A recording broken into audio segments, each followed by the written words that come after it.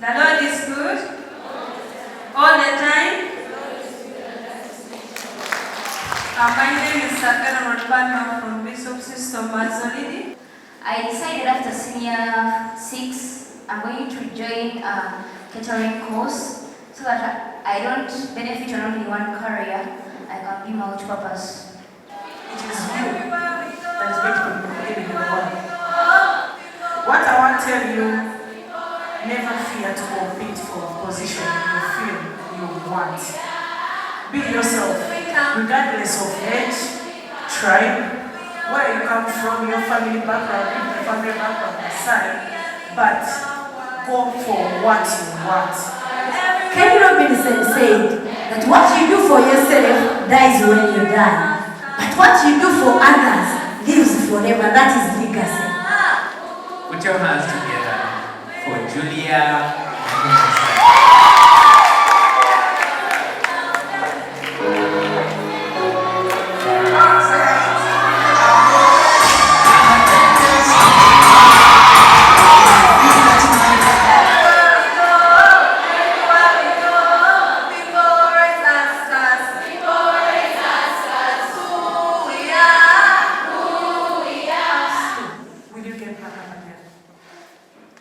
If you woke up tomorrow and you sat for your final papers and for some reason you flunked,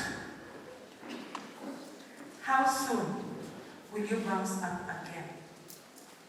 Because that's the true definition of the leader you are. Before we lead others, we lead ourselves. The things you're telling yourself. It's easy to ride on the confidence of being a head prefect because I was there. It gives you powers, it gives you wings. You walk through that compound like you are the president. You put on that blazer, and everyone can recognize it. Head clap, head clap. You walk like you're breathing some other kind of oxygen. It's a good feeling.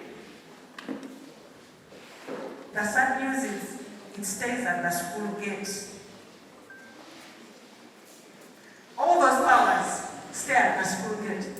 When you leave the school gate, it is you that is going to be dealing with the world. So, what are you telling yourself? Are you the kind of person that will weep and cry for years because something happened? Yes, stuff is going to happen. But true leaders and strong leaders are the ones that consistently bounce up again.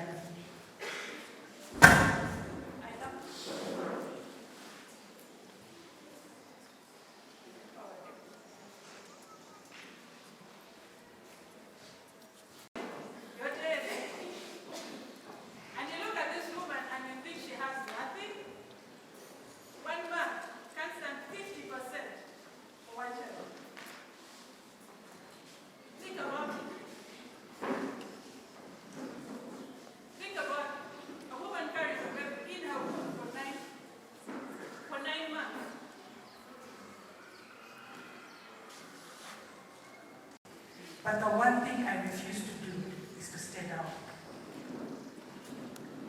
If you know me this year, next year I'm going to be going higher. I don't settle. I read books like I'm on that point. Nobody pays me to read. A lot of my friends ask me, at which point are you going to stop studying? Nobody pays me or hires me to study. Why do I do it? Because I believe I have so much potential that I'm not yet explored. Now, if your dream is just to get a bachelor's degree, that is too shallow, too small. You have not even started. You know, Ugandans like to say, what? The sky is the what? The limit? No! The sky is my foundation. What are you talking about? It's my foundation. I am limitless. I'm unstoppable. There's no limit. I don't know the limit.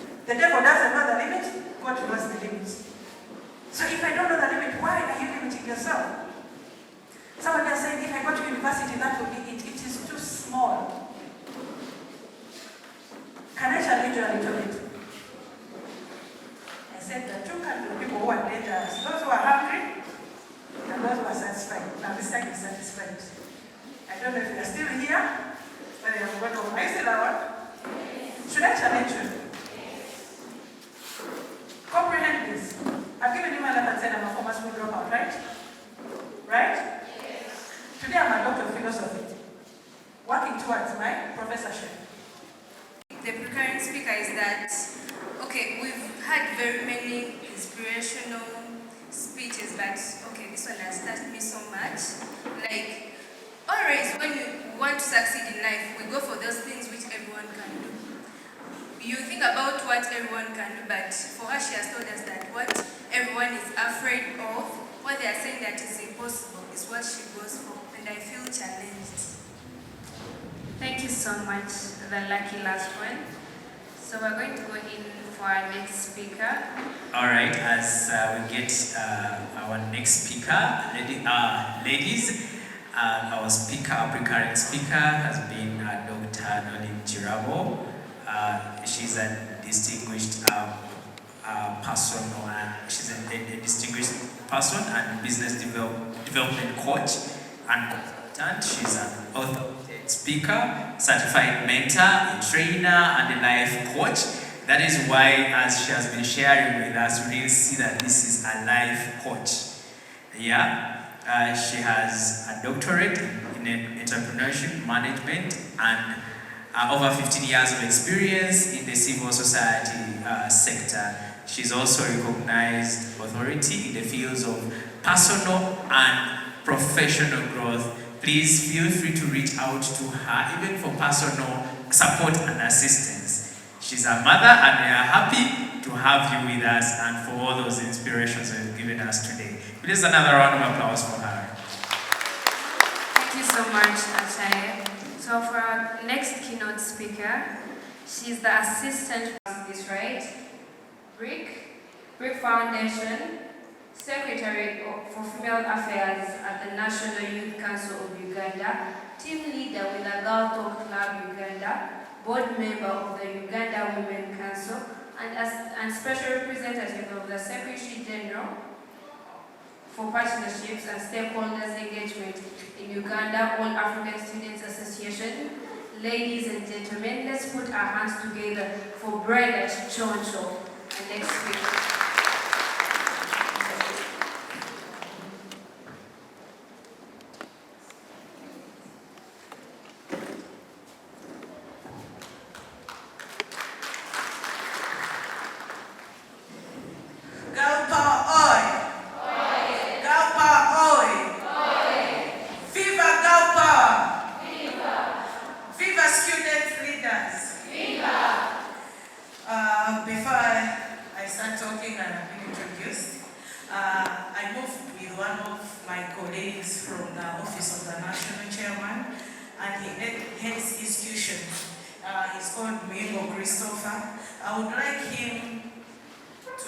I'll give him 5 minutes of my time to talk to you and highlight what the achievements so far we have achieved as NRM party, as a girl child, because he heads institutions in the office of the national chairman. Mingo Grisi, come and talk to my girls.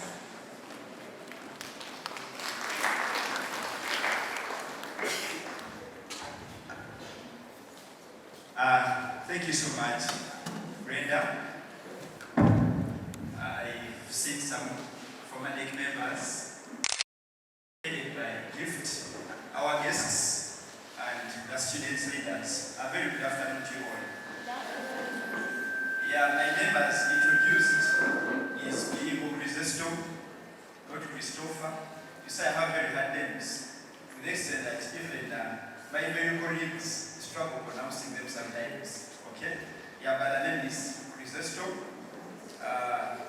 From the ONC, I head institutions at ONC. I've been given a simple task.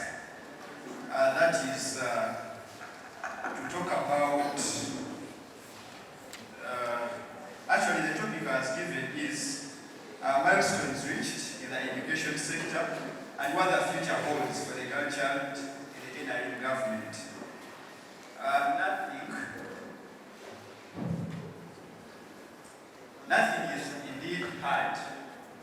discussing a topic, which is when you are discussing with people that are more knowledgeable than you in that particular topic. When I'm to discuss about a girl child, it is indeed hard for me discussing that to the girls, okay? But nevertheless, we are going to help each other, and we are all going to benefit. For ease, we are going to break the topic into two parts. One, the milestones reached, and the other will be about the future that we shall reach.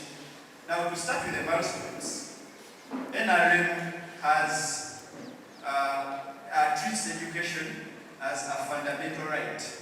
It provides the most reliable opportunity for equality in society, apart from equipping the citizenry with the skills required for productive and decent employment. Education enables people to live longer, happier, and affluent lives. Before NRM took power in 1986, education was for a few, which explains why opportunities were concentrated in a few families. Those were majorly the royal families. Oftentimes we hear of schools like Liberate school, which were there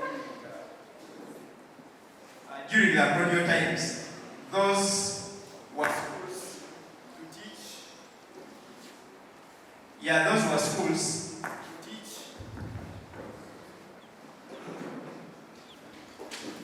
Yeah, those were schools to teach the royals.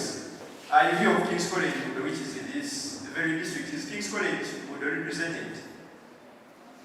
Is King's College would represented?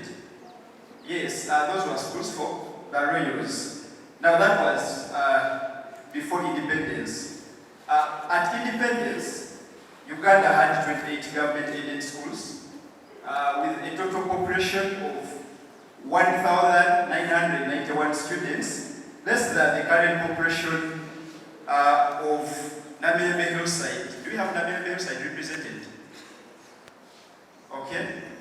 How many are you at Namirembe Hillside, the total population of Namirembe Hillside? I believe it is way above 1,991. But at independence, these are the students that were going to schools, secondary schools.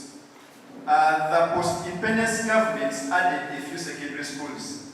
By 1970, the secondary schools had increased to 73, with a total population of 29,540 students, which is less than the total students population of Rubini SS and Jinja SS combined.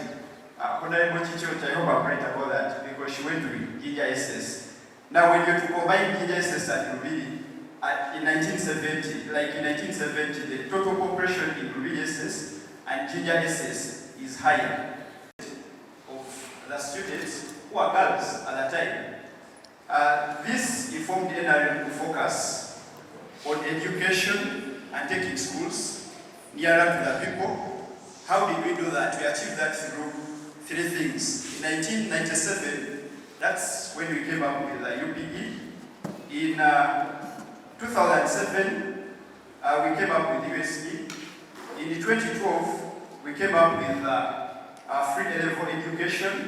And what is the government policy? We must have a secondary school. Do we have all that in the sub-counties where we come from? All the parishes? All the parishes still without UPE schools? Do we have sub-counties without secondary schools as it stands today? So those are some of the things that you need to raise with your districts, with your DEOs, to ensure that they follow up and we get schools in those very areas.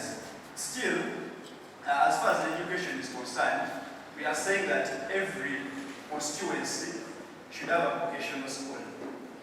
Every district should have a tertiary institution. Every sub-region should have a university. But I think as of today, we still have a few like Karamoja, which we are yet to put there. Universities, I understand before this term of 5 years ends, we shall have good university opening up a branch in in California, good enough to have a new president of Ulu. So I think by the end of these 5 years, we shall have a university in all the sub-regions of Uganda. On the side of leadership, I believe most of you subscribe to Unsa. Unsa was revived under the Liberate government, which had collapsed for some years. Same thing with the National Youth Council.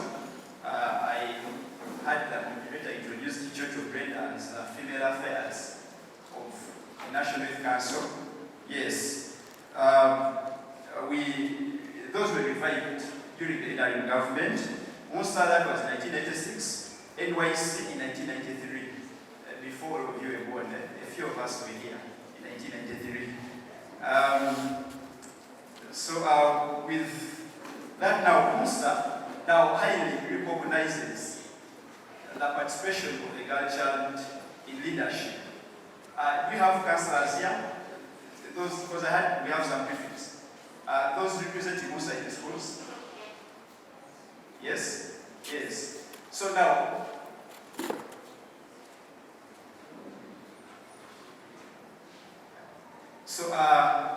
for Unsa, you can clearly see that even from the class level itself, you represented a male and a female.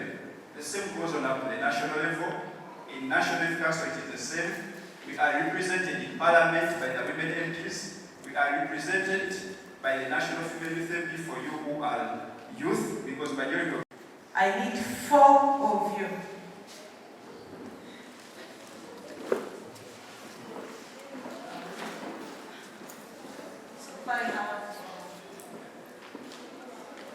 Oh, they are beautiful. For you from the same school, so I'll pick one, because I see the same badge, right? Are you from the same school or different schools? Okay, use 30 seconds each. I said 30 seconds. Tell us what inspired you to be what you are and what you want to be. Then I will base my conversation with you based on what you're going to deliver. Thank you.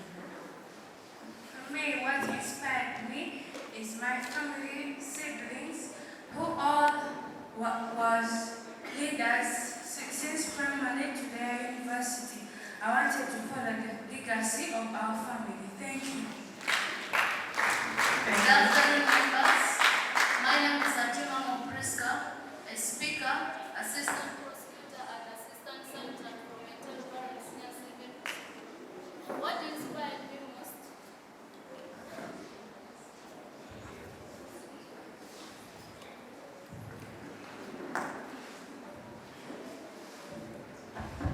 From Mental Health Senior Secondary School.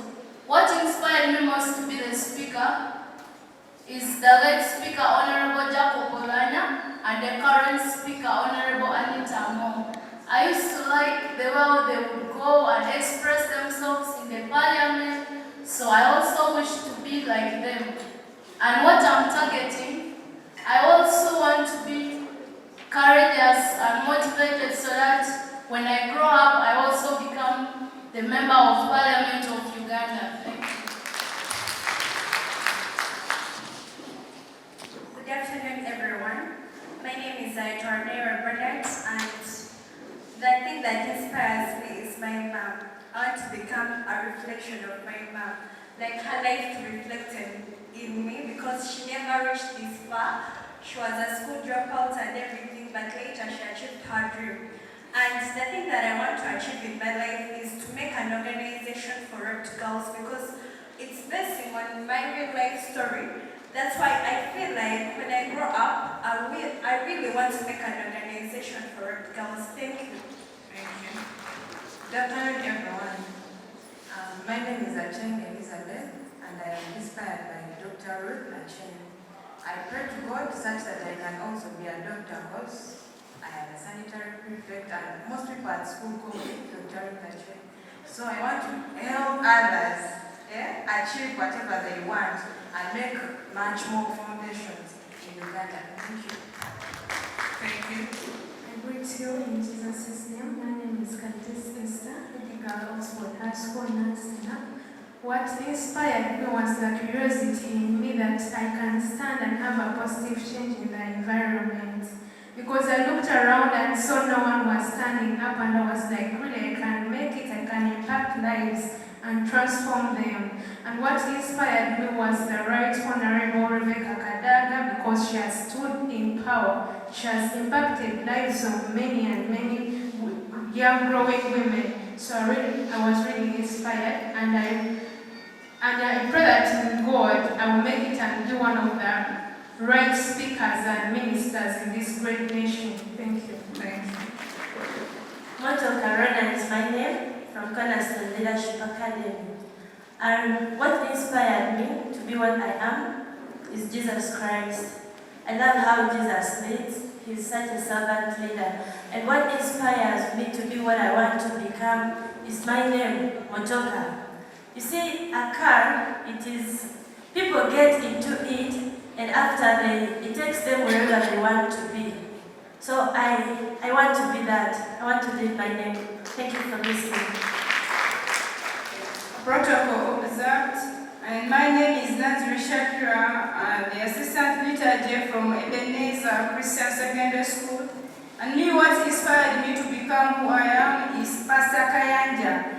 That man helped many people, especially in Karamoja, when they were studying. So he inspired me, and I went to school to struggle for the post of the assistant liturgy prefect, and by God's grace I became. And what I want to achieve is to change the discipline of students, especially we girls, the Christians. I want to bring back the image of Christians. Thank you. Thank you, thank you. Let's give them a hand clap. Asante sana. Yongeza tena. Thank you very much. Why I call different leaders to tell us to take on the battle to where you want to be and what you want to achieve in life. You see, we had different people here, different student leaders like you. They have told you what they want to be. You see, many are inspired. Not only being inspired doesn't mean you have to be a politician. We have people, like they said, Kayanja and many others. There are people who have impacted our lives and impacted on many people in the society. Not that they are leaders. For your leaders, you're leading schools, maybe you have 300 students, 1,000, what. But me, my story is, you know Ginger Senior Secondary School?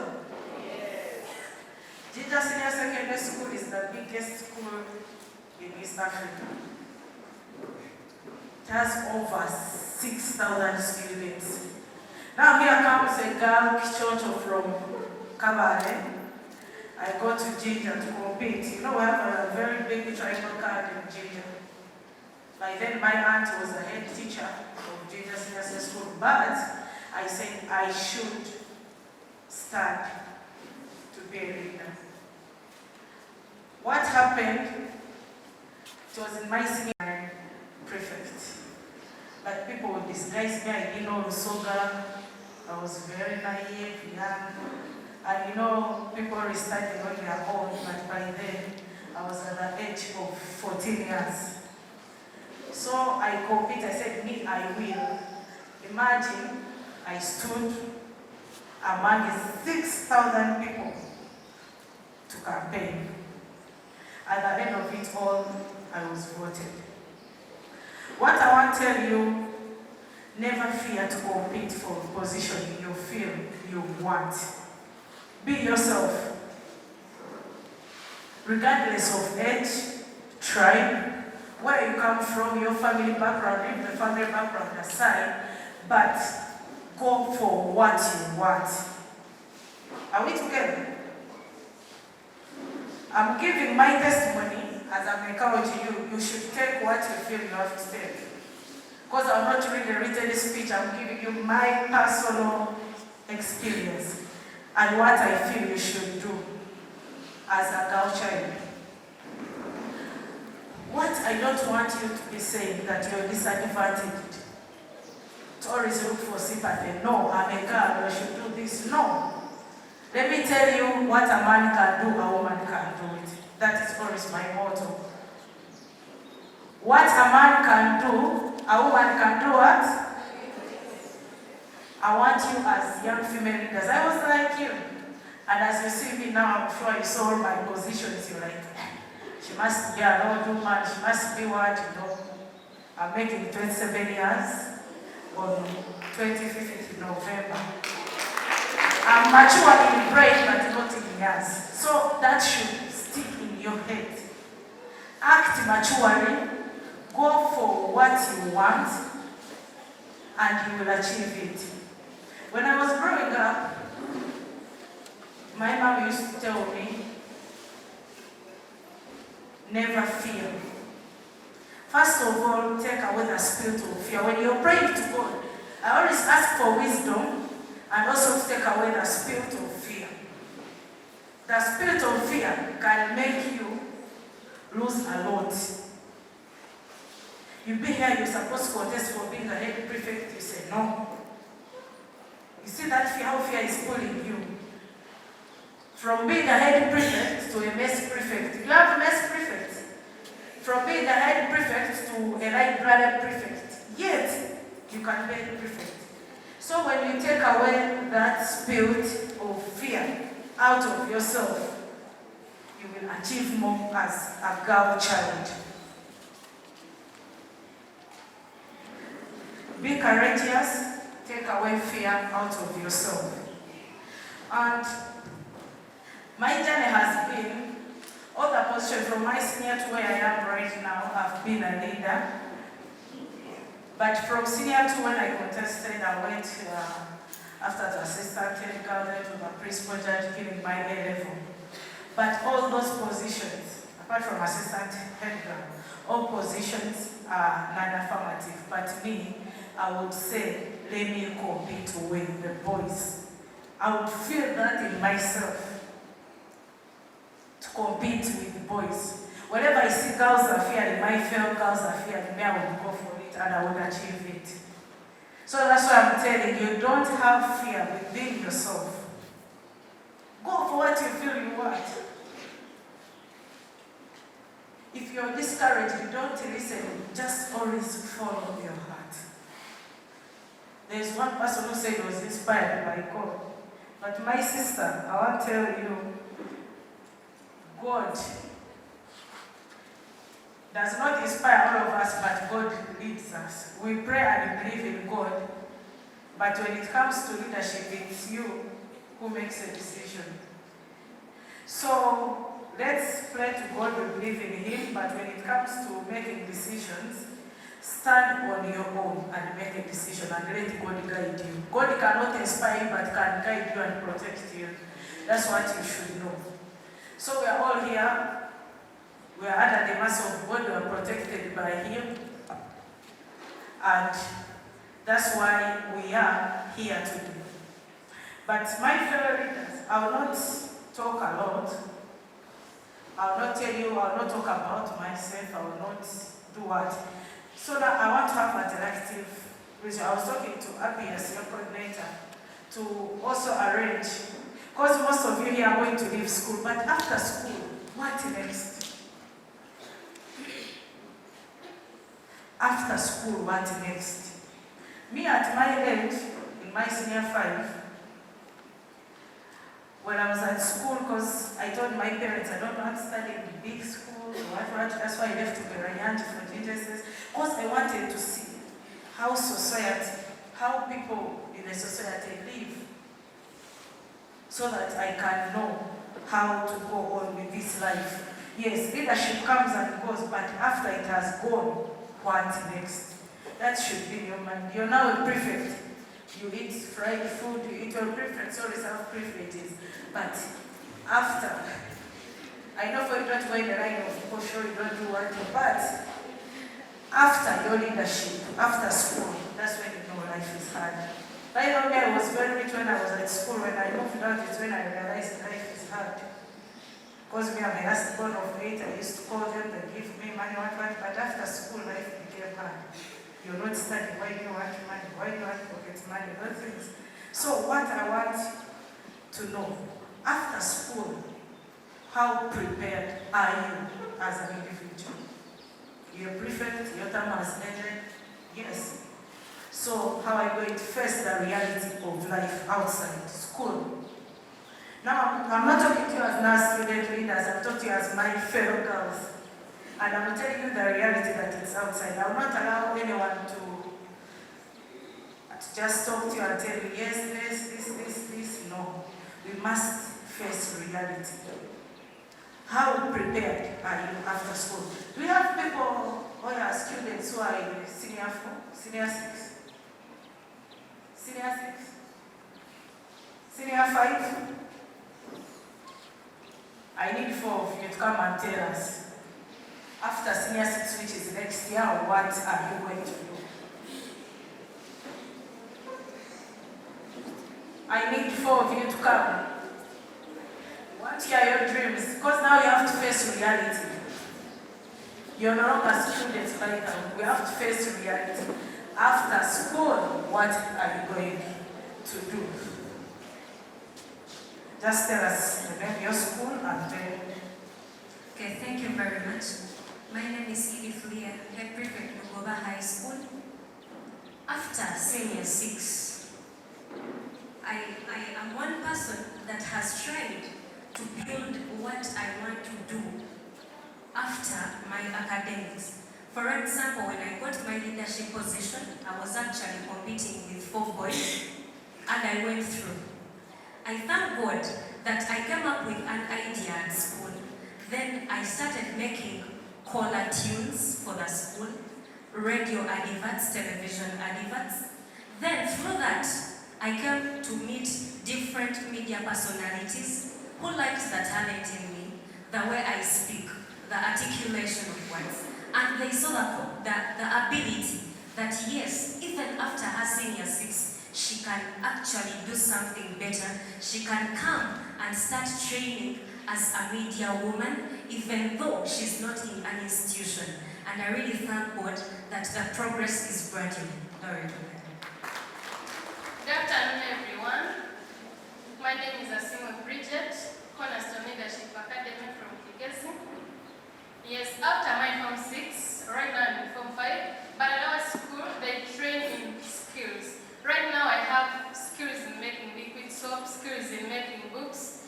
So I can't just go there and see, but I shall help to use my skills through creativity and innovation, resources around me to gain what I want to achieve so that I can build on that. Thank you. Good afternoon, everyone. My name is Nyanjula Immaculate from Air Force Army Secondary School, and I'm in Senior 5.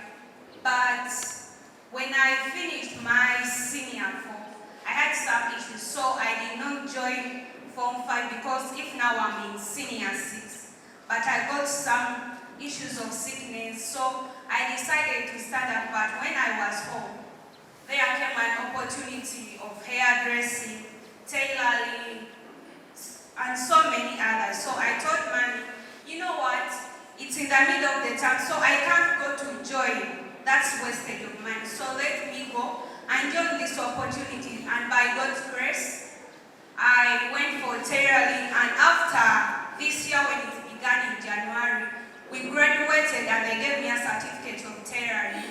And by the opportunity, the mom I have home, she graduated in fashion and design. So after my senior 6, in my back, I'm preparing to go for fashion and design and also join a group called Transformers Hub so that I can transform more girls so that they be motivated in what I have come through.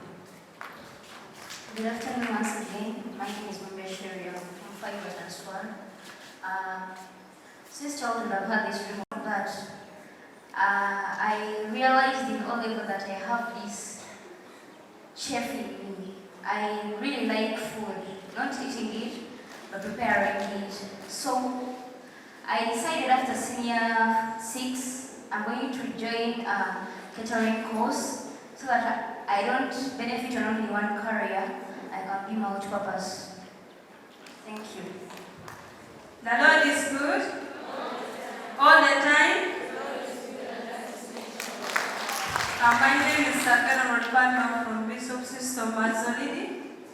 After my senior 6, since I'm an agricultural student, I do farming, and those are what made me the way I am. I look for my personal requirement. I don't go for my parents that help me with this because I have the ability. I've already started the work. And also after my senior 6, I will do business because every holiday, those are what I do. I sell things in the market. I look for money for myself, and also I will encourage my fellows so that we rise up together as a girls, so that we have an upper hand and ability, so that we show that we are super women. That is how home look, because without a woman in a home, the home cannot stand, and without women, we can't. The nation can't stand without a women. So I want, after my senior 6, I showed them that I'm a superwoman, I'm a woman of a dignity, and I'm a virtuous woman. Wow. Good afternoon, ladies. My name is Rundi Joyce from Air Force SS. Actually, by God's grace, I have a skill. I played hair. So after my senior 6, I'm not going to sit down at home and wait for my parents to get me tuition. Actually, I'm going to work myself because I'm an independent lady. I get my money. Everything you see on me, it's my own money. I use it to do what I require. Thank you. Assalamu alaikum warahmatullahi wabarakatuh. I'm Navasia Fibi from Sumaya Girls High School, and I'm in Form 5 Information Honorable from Sumaya Girls. Me, when I was growing up, my father always used to ask me, what do you want to be in the future? I used to tell him I want to be a lawyer. But then growing up with a single dad, it's very difficult, but those are the most loving people in the whole world. So he always told me, and then ever since I was in P6, because that's when I started leadership, I used to say many fathers nurture children, but mine nurtured a legend. So I want to die a legend. All my life I've been dreaming to make my father proud. So I got to identify that I can talk to people, that I can convince someone without touching them. So after my Form 6, I love kids a lot, and I love teaching them because I'm one child with my dad. We are two in the world. So I love approaching people and convincing them, showing them that whatsoever person you're living with, you can make you who you are. Because he always tells me, Phoebe, in whatsoever condition you are, you have this in mind. Actually, I can. So every time I'm standing out, however much I might freak out, I say, actually, I can. Thank you. Purple, sir, good afternoon. By the names of Mona Proscomia, I'm from St. Mary's High School. Like me, on vacation for senior 4, like me, I was kind of a person, like my role model is my uncle, because for me, did pay, even me, in Form 5, I'm doing PEM. So me, I like this thing of electrical. In vacation for senior 4, I was like, I'm a kind of a person who helped my uncle to go for that thing of electrical. Like when they call him, he called out somewhere.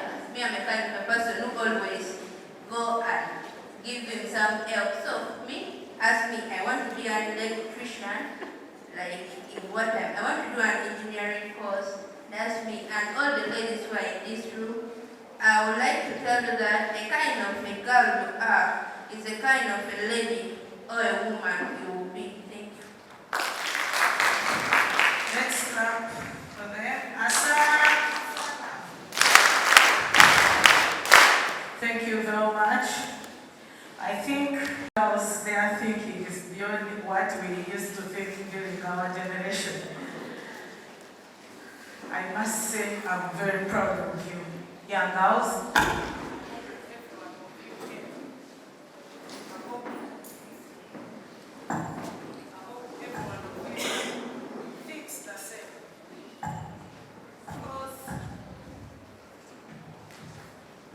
Many young people out there, when you ask them what they want to do after school. They give you weird answers. I'm very proud of you. On that note, Abias, I think, is the coordinator of Unsa here in Wakiso, and I think he has all your records. What I should promise you, we have the presidential initiative of skilling boy and girl child. And recently you saw how many people graduated, over 160, even those at campus graduated in those skills. Young girls of our generation, you need those skills. Skills to make you earn a living. Skills to make you get a coin in your pocket. You know why? When you have your own money, one of the girls, I didn't get her name, she said, when a household has a woman, that household is strong. And that's the president's message of house-to-house mobilization and income generation. When a home has a woman, the house is strong. Women are pillars of homes. So young girls, if you have those skills, carpentry, mechanic, everything, and you have your own money, I tell you, these boys will not step on you. No boy will come your way to tease you, to sexually attract you. No. Because financially, you're strong. And many young people out there, why they are going into all these things, it's because of the unstable finances. But now we have a chance under the leadership of our president. There are skills that can help us. Maybe during holidays, many of you are in your villages, but the good news is we have industrial skilling hubs. They are in each sub-region, all the 19 sub-regions of Uganda. When you're on your holiday, like December holiday, 3 months, you go to one of the skilling hubs. You're recruited. You learn something in those 3 months. And when you're on holidays, you beg, you do it. Me, myself, as you see me here, before I tell you my story, how I came to raise where I am now. Me, myself, I sell Irish, I sell text, and that has helped me to be strong and just skill you.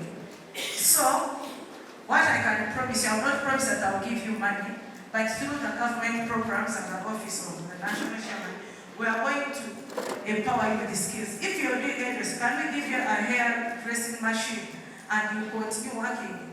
Don't mind about age, mind about money. We have seen young people who are down rich, we have seen old people who are poor. So plan now your future exit. Not every rich person in leadership. Others are unlucky even in leadership. So don't only put your focus on leadership. Empower yourselves financially. Empower yourselves financially. Let's not only look at leadership. Many of you after here may not be having finances to go beyond, but you will have families, you will have responsibilities. You have to buy a sanitary pad, you have to buy vaccine, deodorant. I saw one of the speakers asking people who make up when you go, however much I don't agree with the makeup part of it. But what do you have in your pocket? Empower yourselves financially. An empowered woman is a strong woman. And when we have many empowered women, our nation will be strong. I'm telling you the bitter facts you don't want. I don't want to come here and I tell you you're going to be MPs, you're going to do what? No! We have seen MPs who are poor. We have seen MPs who leave leadership and they are down. They are begging. So don't only put your focus on being MPs. Parliament cannot accommodate all of us. But when you see you have no way to leadership, to the top leadership or where, calm down, look for something to empower. You can still be empowered when you're in leadership. You can still be an MP, a councillor, when you have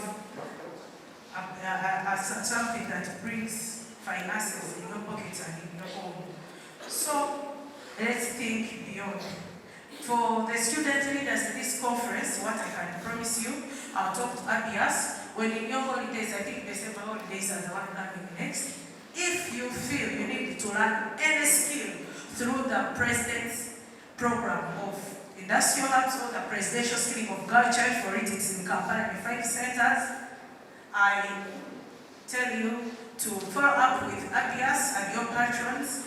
All of you here, if you need to acquire still have a boy or a girl, I'll follow up on that and I make sure you're recruited, learn in school. By the time you go back to school, you learn had something. You have something.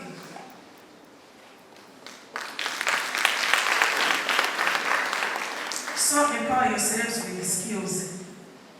Let's add educational skills. Because even after education, you have your masters, you will not get a job. Government has no jobs. But when you have a skill, you have a business idea, you are a farmer, you give produce, you do what? You'll be having money, even you'll be more rich than people. I've seen people where the uneducated are employing the educated ones with masters and PhDs. So let's wake up from the sleep we are on. Let's act. How are we going to act? By waking up. Can we use the government programs in place to empower ourselves? How many are ready to take up the skilling programs of the president? I see only a few others are rich, they don't need skills to earn a living. So those ones who are ready to take up, you talk to ABS, you know many of you have phones, I don't know much our generation does not have phones. You can call me, my contact, just tell me your school name and what you want to go through, and we shall see how to bring you on board. Now, I'll tell you who Chocho is. Chocho, I am what I am today by God's grace. That's what I can say. From my secondary to the university, that's why I met many people, Washiras, Namyibo, and many other people who used to be violent. We used to be very violent. When we don't like something, then that something should not happen. And anything that offends the students, it's for all of us to act. So, my campus days, even when I went into contest and be appointed as a minister of the guild, because of my campus, people would see potential. They saw potential in me that I can represent a girl child. My issue was to always advocate for a female girl child. I'm very violent, but another way I can say humble. I will never see them suffer in my presence. Moreover, a young girl. I will tell you the truth, either a man or a woman, I tell you this and this is very wrong. What I'm always be truthful to yourselves. When you're truthful to yourselves, it helps you a lot.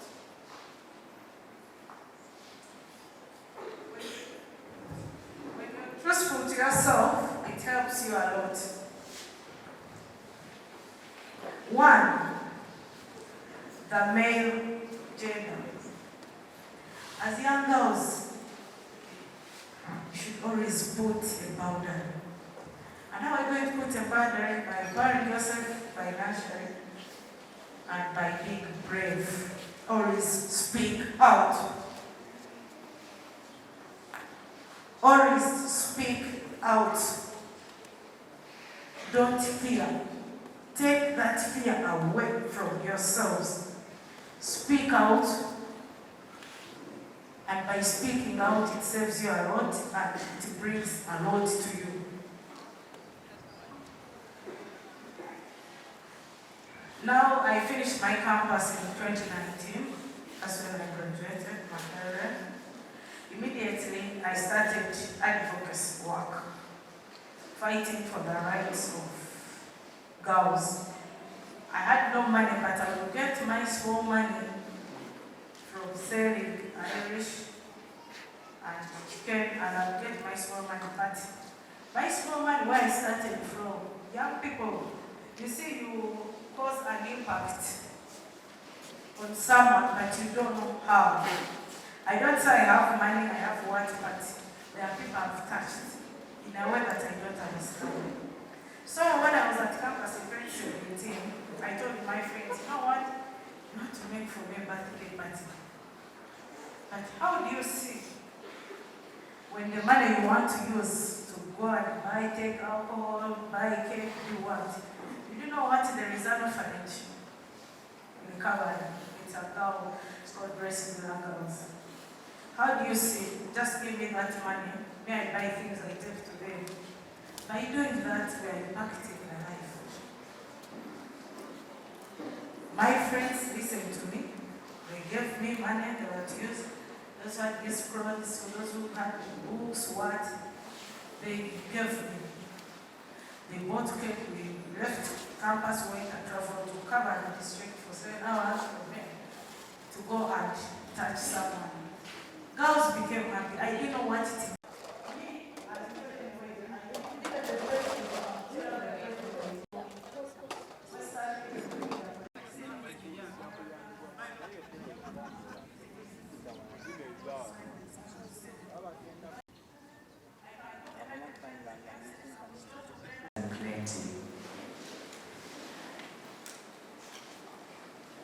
She told you clearly, do not allow anybody to step on you.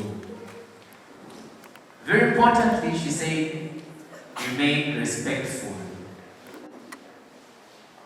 Respect doesn't mean you should tolerate anything simply because you think that they're possibly powerful than you or more energetic than you.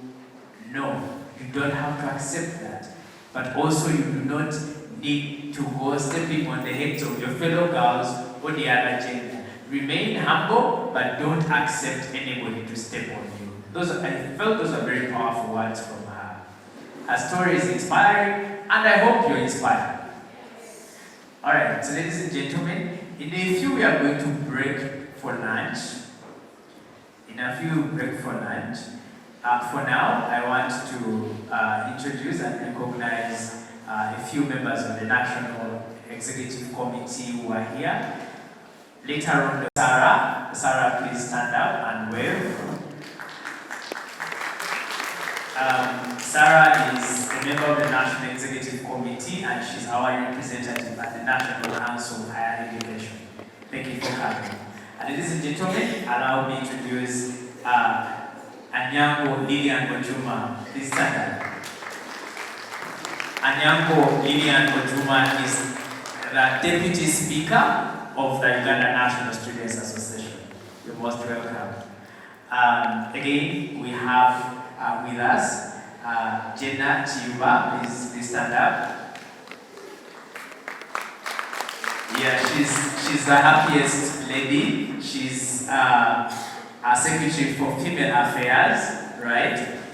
So actually all of you, she's like a mother and a sister to all of you now. So thank you for being present. We have two Female Affairs Secretaries from the National Youth Council and from the Uganda National Students Association. This is good. Ladies and gentlemen, we have one of our Secretariat members who is a coordinator of Kanungu District, Madam Sheila. Please stand up and wave. Yeah, the way Abias coordinates this district is the same way she coordinates Kanungu District, and she's part of our Secretariat. With due course, I will be able to introduce the other guests whom you are seeing right now, and they will have a chance to speak to you. Leona, you want to say something? This is for two of us, don't worry. I am also good at boxing, but I'm lying. Good afternoon. My name is Charity Agaba. Yes, I served as the Deputy Speaker, Uganda National Students Association. I am a Muchiga by tribe, so you can even tell me anyone that you want. Then I share a lot, but then I think we've known each other from this world of leadership. Yes! You can scream and cry. Yes. Young girl of 14, getting married to a man of 25. Uneducated, but then she loved education. Why was she not educated? Because of the environment and society that she was coming from. The only thing she had learned and acquired was a confirmation certificate from the church. Yes, you can say, wow, come.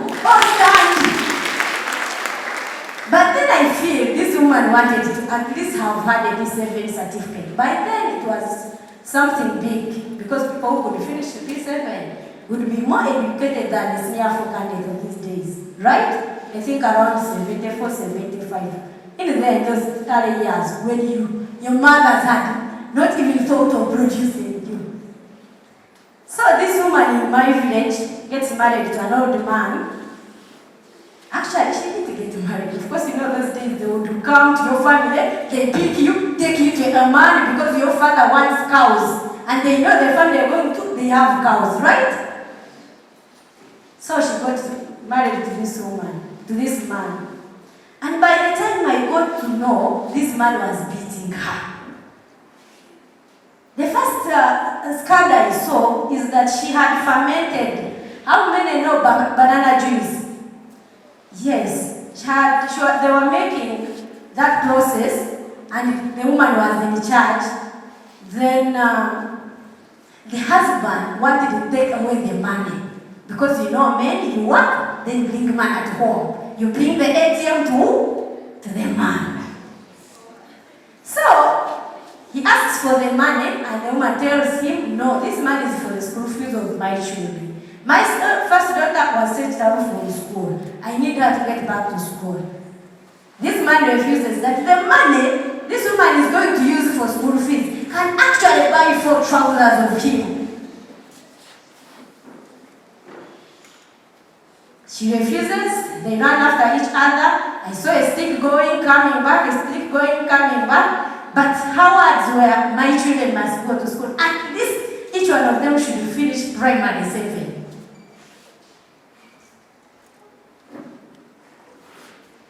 Hello? Yes. That's how she fed the family, because the man did not sustain a woman who wants children to go to school when he doesn't have money in the pocket.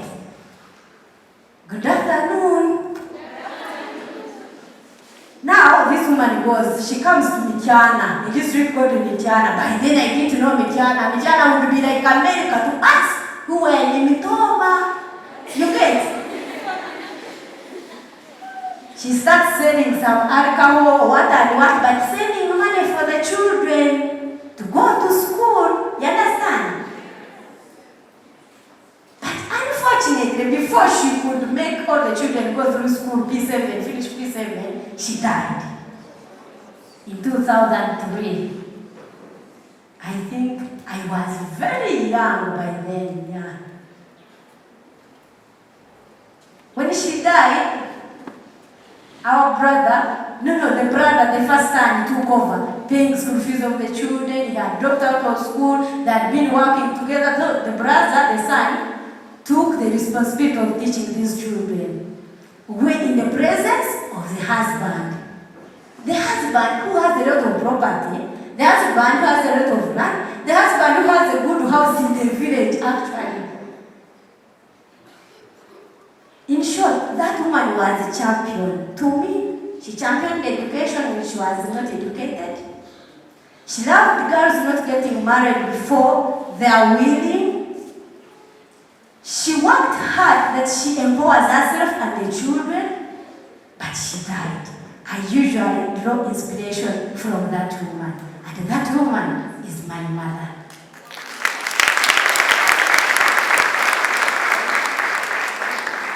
It may sound emotional, but whenever I am doing anything, I be like, I don't want to shame the dead woman. What she championed for is what I should do and what I should be.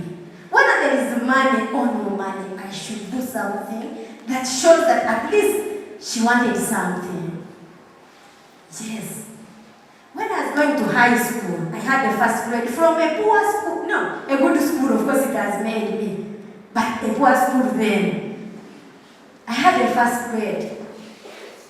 They had given me a scholarship in a good grade at school. But my father said, no, she cannot go to a good school because she's going, girls, what and what. Do you know what happened? I went back to the same school. Anyway, it was, they had just started A-level. I wanted sciences. But I went back. There was no laboratory. There was nothing. I did pen. I got 15. Hey, 105 boys. We were 6 people in the class. Can you imagine? And the head girl, of course, by default, has the I still draw inspiration from that woman. So what I want us to look at today is what inspires you? How dependable is the source of inspiration? Are you worth that inspiration? Yes, so many people tell us, we see beautiful faces, we see educated people, we see people driving Range Rovers. We don't know what they've gone through. To you, what have you gone through that has made you reach here? Is that thing dependable, reliable? Is it valid?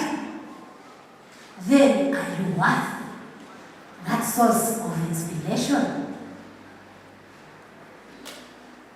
Hello, are we together? I said my name is Agawa Charity, and my name, Charity, of course, Charity means giving, right? And Agawa still means giving. You understand? It's not that I give out everything. I started speaking good English, and I had a beautiful face, and I had everything it takes. You'd be, that girl. But today, I am speaking my real English. Nobody knows what I am doing. Nobody knows what the qualifications that I have. But at least you're listening from me. You're listening to me. That is at least something that I love. Not because I have a degree in this, I have a master. No, but because I am who I am, and I have made myself rich here. Most of the times, most people are given respect because of the titles they hold. In your school, you could be at a high level because you're the head prefect, or because you sleep in the first corner of the dormitory, or because in your cubicle, you always have a petit for you, you're the high class in the dormitory. Yes, those things happen. By the way, when I was in O level, I told people that I don't eat apeti because I would come from home every early morning by Thursday schooling. Come from home with a bag of books, actually 96 pages, not black book, reach class, read, and go home. How do you tell people when you did come with the 200 going in your bag, in your pocket, that you eat apeti? Then tomorrow, what are you going to do? You understand? So I told them that I don't eat apeti. But I ate it by I loved apeti, my dear.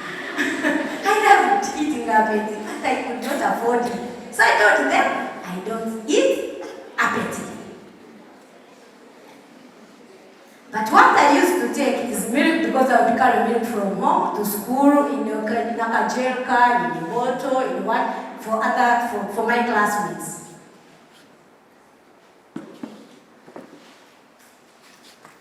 During that period, it tormented me because I loved apeti, but I could not access it. People used to eat apeti. My friends, I was not eating it.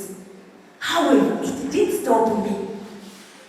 And they loved me, by the way, not because I was not eating apeti, because I would help them in mathematics, physics, those hard subjects.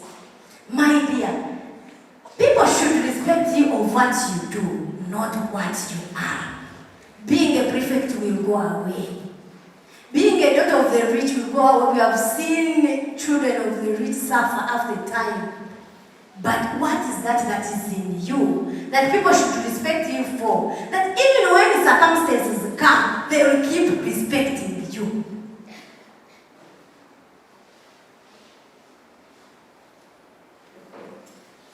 Value and identity are interesting, but to me, it is not the identity.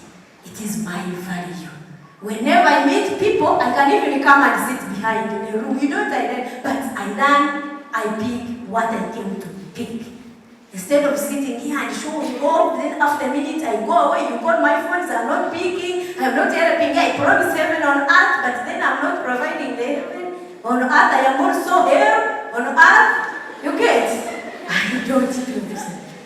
So value and identity, to me, identity separate and value. I take those things. I don't go by the titles that I have. I go by my name, Charity. Number 2 is that opportunities are right where you are.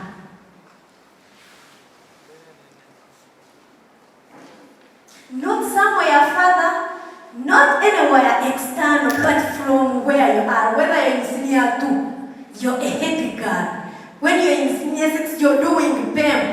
That's where your opportunities are. When I was in my senior 6, in my senior 5, at home, yes, we have a big house. I helped them bring, do you know joining of the dry cells? Joining them, put the smaller bulbs and make electricity in the house. Can you imagine? I made electricity for the whole house. They were just lighting a small, but they were lighting. That is what I did in my A level as a science student. Opportunities are right where you are. When I was in A level, as the head girl, we had a light blue uniform. Light blue uniform. So one day it happened that a girl got an issue with the uniform in line with her periods. So boys laughed, and what? That was the source of advocating for a different type of uniform. It took one term to change the uniform from light blue to navy blue and 6 pieces. Can you imagine? By then we had round skirts. But I advocated for 6 pieces and girls liked it. Yes, why not? That was my opportunity. So a girl breeding in her uniform gave me an opportunity of advocating for a different uniform. That was an opportunity. The opportunities are right where you are. If you are a head girl in a school, are you helping other girls at least gain or learn something from you?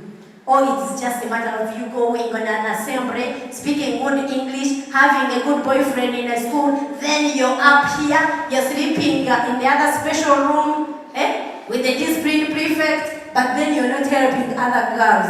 What will you be remembered for? In short, what will that position help you gain? Or help you achieve that will help you even when you've gone out of that position? Number 3 is living for others.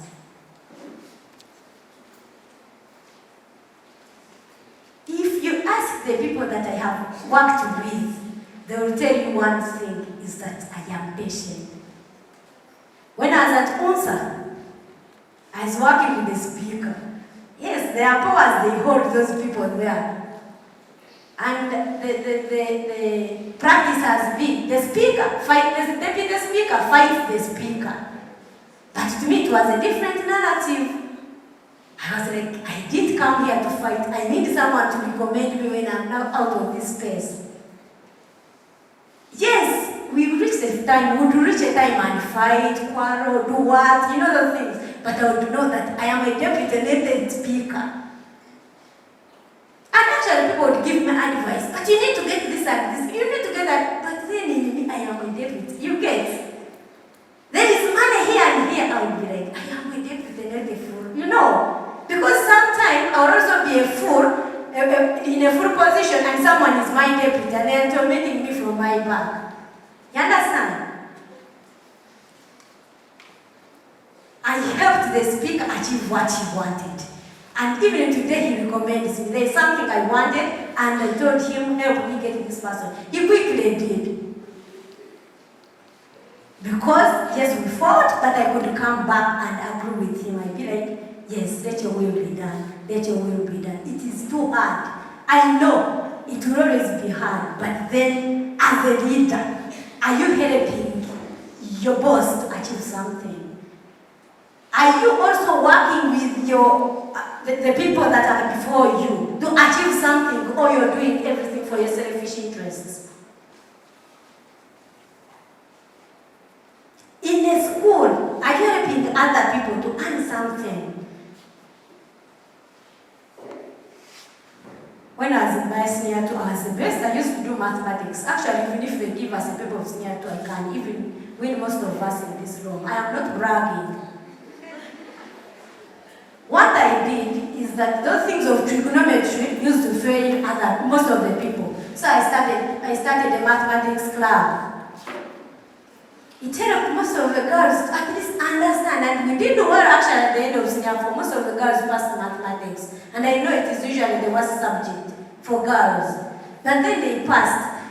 If you have good understanding of chemistry, if you have good understanding of history, are you helping other people to understand history? I still draw inspiration from the late woman who helped most of the people, actually most of the women in the village, to start something and help their children that I cannot live for myself.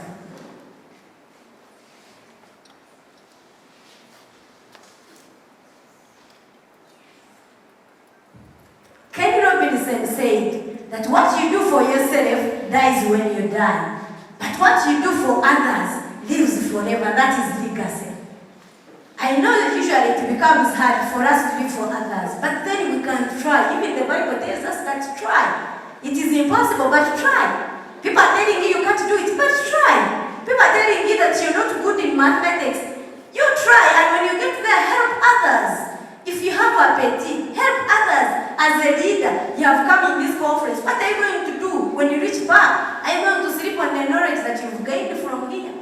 Are you going to keep remaining and saying, I wish I could be the Miriam Matebo of this world? I dream of being Rebecca Kadaga. No. Start from where you are. There are opportunities. Live for others where you are. Do what you feel you'll be doing in 20 years to come. Start doing it now. And you will see things come. Remember, my grandmother told me that I can go to high school and get, that I would be having an opportunity of getting any boyfriend in high school. No, in secondary school. But she warned me that you should use that opportunity to further anything. Whether it is getting a boyfriend, get a boyfriend for a reason. If it's a girlfriend, get girlfriends for a reason. As a leader, you're in a committee, you're a chairperson, and you have 9 people in the committee. Help them at least advance their leadership skills. Let them learn more. Let them understand more. Don't keep everything to yourself. You reach a time and die, and those things will die with you. But then if you help a master in your school to understand something, in the long run, she will also pass it on to a sister.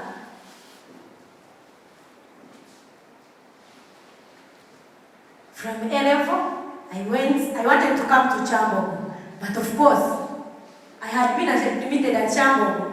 But my father said that if I go to Chambogo, the high standards of living, and still as a girl, how can a girl go to Kampala? Yes.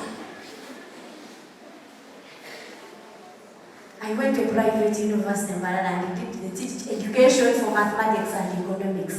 I went there when I was angry. I worked for my maths. They admitted me here, but this man is still following me. In the first semester, I performed very poorly. I tell you the truth.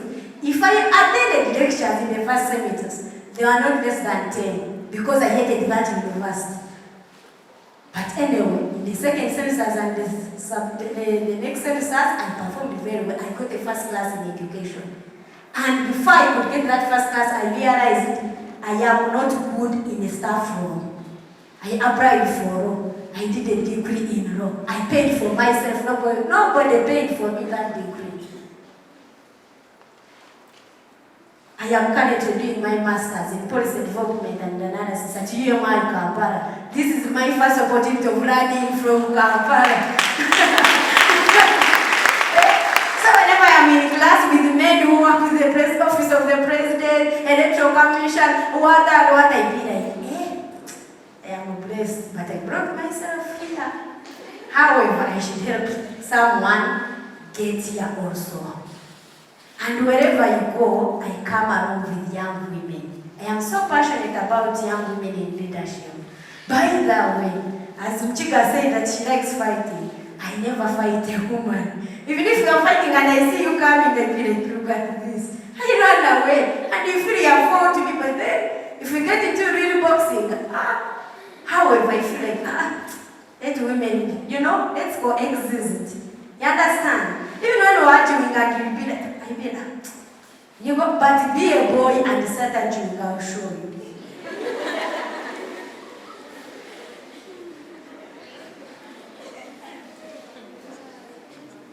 Currently, I serve as the chairperson of the Youth Committee at Uganda National Commission for UNESCO. UNESCO is a UN agency that started after the World War II. They realized that to maintain peace and bring back peace to the people is through education. So they are championing education at UNESCO through peace and through keeping peace and security. They represent youth there. You would in simple terms say, I am the ambassador of Uganda National Commission for UNESCO to Uganda, youth ambassador. But then they call it a youth committee. I saw someone I served with at UNESCO, by the way, he's here, Kadokechi. Okumo David. He can testify.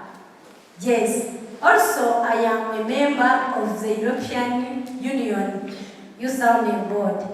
That is also being an ambassador of European Union to Uganda. How did I get there? How did I get there? Is that through my leadership, I would make sure that I make ripples. Like I can't go to a place and I fail to make an effect. If I go to a place, I make sure I leave someone I know. I make a favorable environment for people coming. I help other people to come in. Like if there is something about rules and regulations, I am that person who is up to rule and regulation. You tell me do this, whether it is wrong, but tell me do this, I will fulfill it. Number 2, when I was in university year 2, I helped girls start working. How did they work? My friend got pregnant because she didn't have tuition, school fees. After producing a child, I told her, I was like, Master, you have to go back to school. She said, how? You can start working. Because they were looking at my family as a rich family, but my father's not paying for us. Where do you think I was getting tuition from my brother? Then you also have to work hard at home. Waking up at 4, going milk to milk, making sure you leave everything clear home. By 6 you're in class. And it's almost 10 kilometers from home. You have to walk those 10 kilometers from home to class. And you perform. And you're a girl. You understand? She started laying bricks. Master started, and now she has a diploma in education. She's a secondary school teacher. Isn't that breakthrough?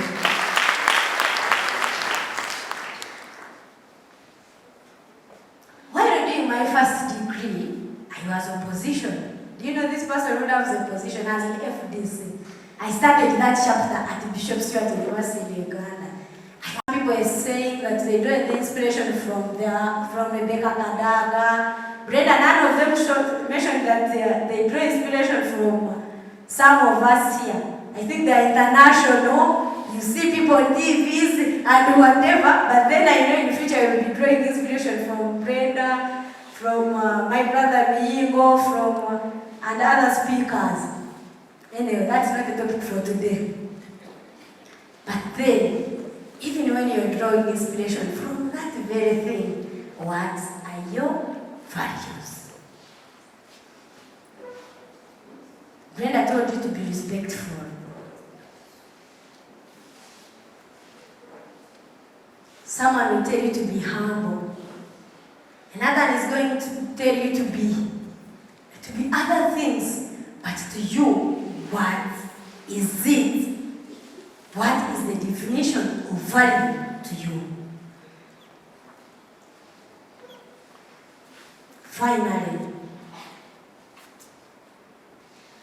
I am a mentee at Young Professional Mentorship Program. It is led by Madam Agnes Igoye. She's the regional coordinator of IGADI actually. I am a mentor at Ufumbuzi kwa Wasichana, Solution for Girls, where we mentor young girls in leadership. The last one and the biggest, I am aspiring to be the woman member of parliament because of this.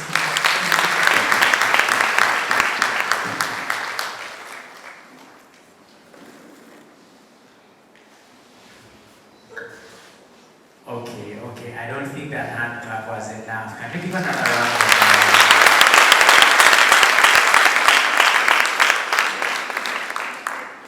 I think you girls are very lucky. Count yourselves very, very lucky. And you should be very grateful to the leadership of the district that has organized this conference for you. Some of the things you've had,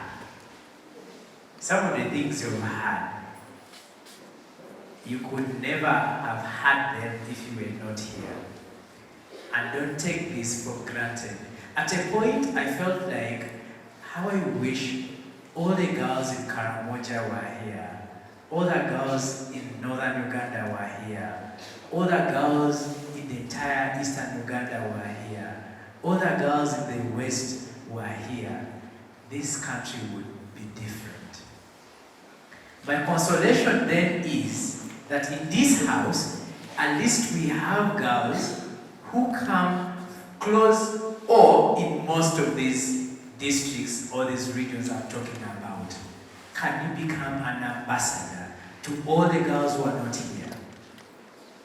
Can we become ambassadors to all the girls who are not here? Yes. Can we? Yes. Do we promise? Yes. Do we promise? Yes. Are you inspired? Are you inspired? Yes. Do you feel you're being empowered? Are you ready for the task ahead of you? This session, from all of them, it was a sort of an introspection. Like look into your life, redefine who you are. Going forward, be a transformed person. I am so humbled. By the way, if at all words could transform people at the blink of an eye, then we should all be different. All be different by now. Guess what? I have a performance for you guys. Wanji?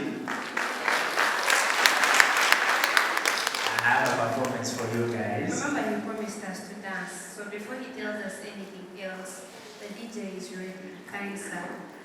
You want me to dance now? Yes. How many of us want you to dance? Please. I'm gonna do my dance. I'm still on duty, okay? I'm not running away from that. I'm still on duty. We have a performance, and the colleague right over there is going to entertain us. And shortly, we'll be organizing, we're preparing to have lunch together. Then later on, we still have a couple of speakers, all right? A couple of speakers as he gets ready.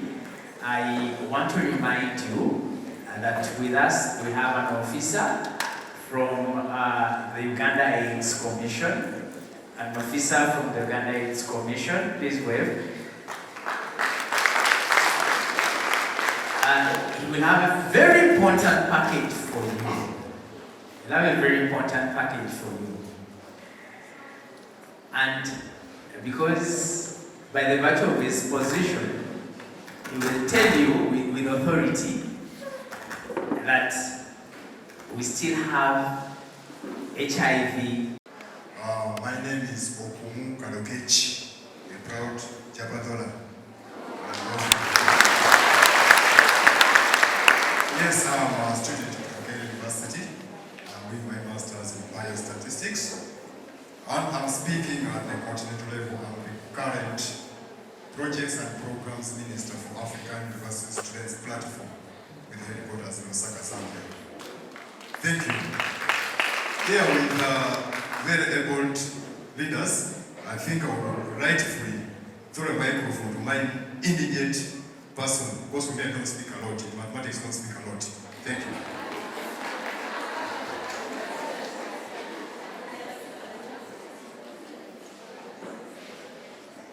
All protocols observed. Thank you so much, Paul, for the opportunity. A very good afternoon to everyone in this hall. My name is Opat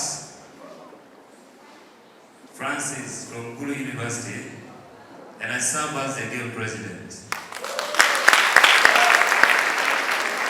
Therefore, allow me to say, Kopamo, Tienini, Afoy. One day there was a man who was a hunter. He set a trap to get fawns. The guinea fawns that was trapped did not die. In the morning, as they come to check on the trap, the guinea fowl shouted, "Allow me to speak 3 words before you kill me." The guinea fowl said, "Number 1, take good care of what you have. The second word is, don't fret or worry for what you cannot get. And before I tell you the third word, let me stand in the branch of that tree." So the hunter, while quaking and shaking, led the bird to stand on the branch of the tree. And the bird asked, "Remind me of the first 2 words I said." Number 1 was, protect or keep what you have. 2, never let go or don't fret for what you cannot get. And the third thing the bird said, "You can't get me now. I am free and I'm flying." So be mindful of who are the people around you and the people that you associate with as student leaders. And especially young, pretty girls. You're pretty and you should know about that. Don't let anyone come and say you're beautiful and start saying, no. You already know that. And I have one word to tell you today.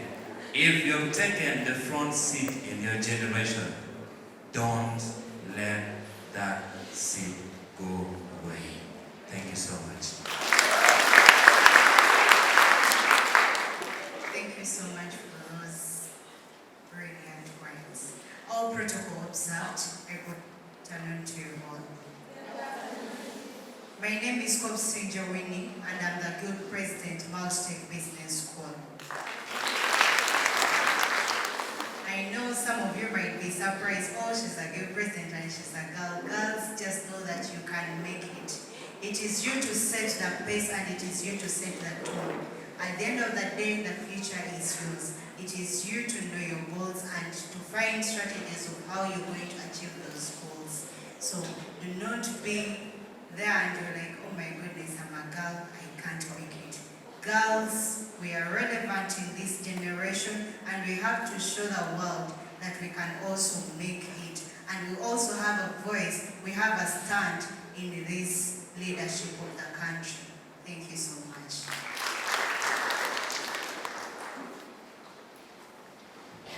Right, thank you so much. Good afternoon to everyone. My name is Wakiso Emmanuel Nakosia. Therefore, you will start to get where the person comes from. I'm a proud Karamojon. And I'm Midist. Asia, I think I have one other brother. Do you have Karamojons here? Yes. I am from Ikonia. There is no response. Ikonia means how are you? Well, I have a simple analogy here that there is There is actually a saying in our local language that maybe there are three people sleeping in a bed. And in this bed, it is not going to be enough. They have one blanket. In this one blanket, when they are sharing, so the analogy is they are saying the person who bought the blanket literally should sleep in the middle, so that the other two who are just cohabiting should just give the warmth to what? To that person. Well, I am not the guild president, rather the guild speaker. I am a student of Gulu University and a minister for national and foreign affairs, cabinet minister by the Gulu University. This is my guild president and my speaker. Thank you so much. Thank you, Honorable Kiro. Protocol observed. A very good afternoon to all. My name is Odida Jackson. Feel free to call me Ward Omoro. I'm from Omoro. Utienini. Thank you.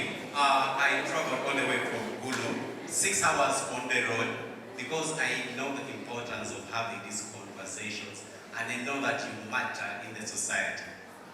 Thank you. I've been praying to tell this story to very many people. In 2013, as I sat for my primary living education, there was this brilliant girl.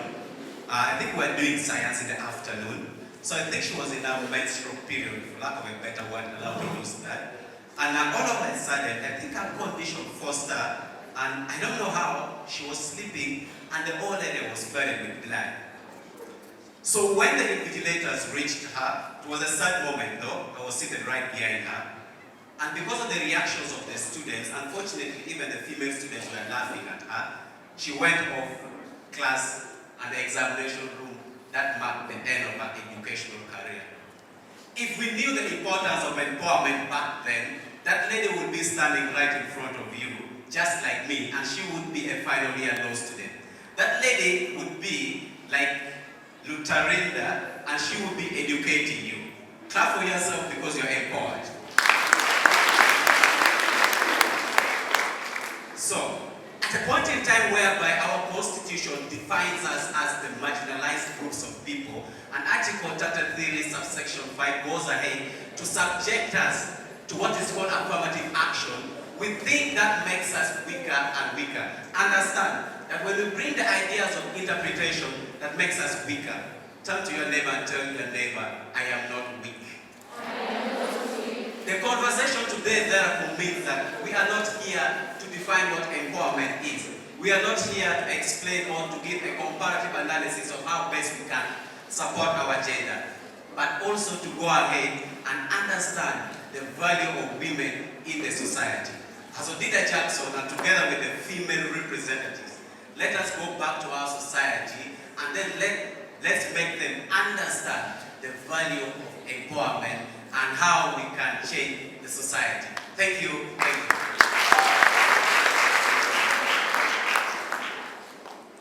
Oh yes, this is from the north. Yes, he called me Aturinda. I am Naturinda. I'm Chiga from Kawale. Proudly won. So, my MC and I want to entertain you, but we need volunteers to dance with us. The boys are saying they want to entertain us, the boys from Gulu.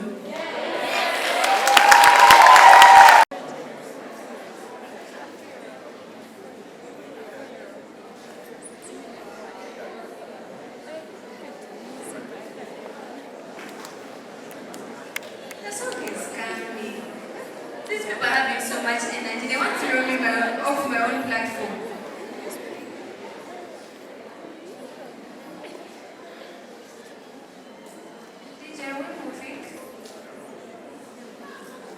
So if these people give us an experience of the north, where are the Waganda in the room? We want to dance Waganda.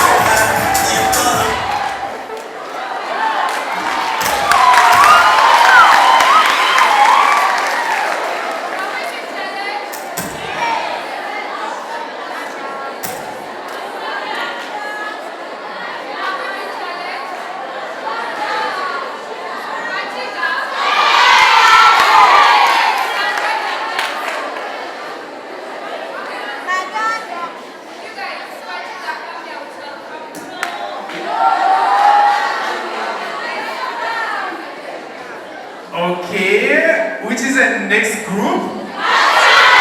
Wakiso! Are they in the house? Are they in the house? If you know you're proud Wakiso, please walk through to the stage. Let's see. The proud Wakiso. If you know you are proud, walk to the stage.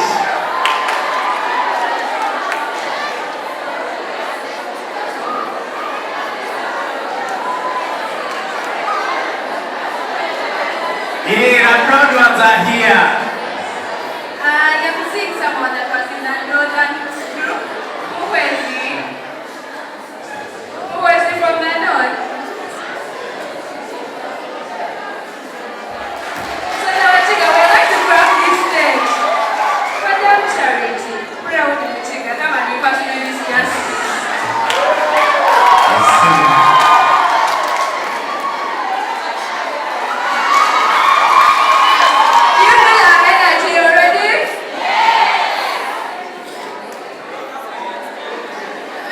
The house is young lady. You will break your legs, please. Don't try it, Chica. So as the DJ is getting that Chica song, I want people from Central, our hosts, to challenge us after Machiga.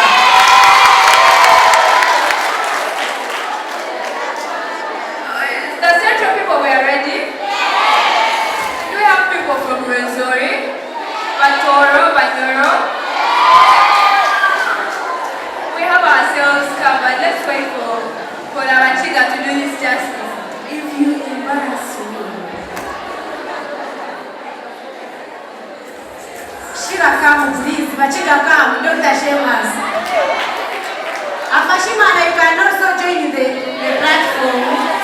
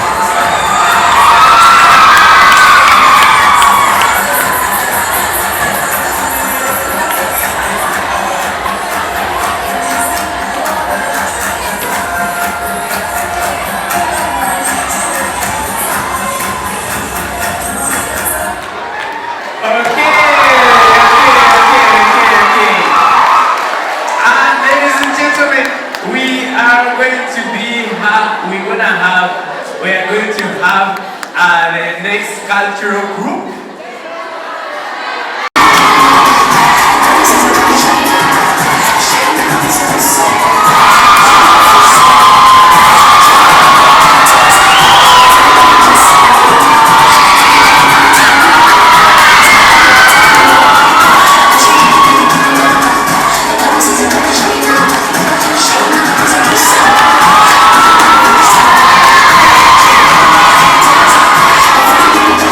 Thank you.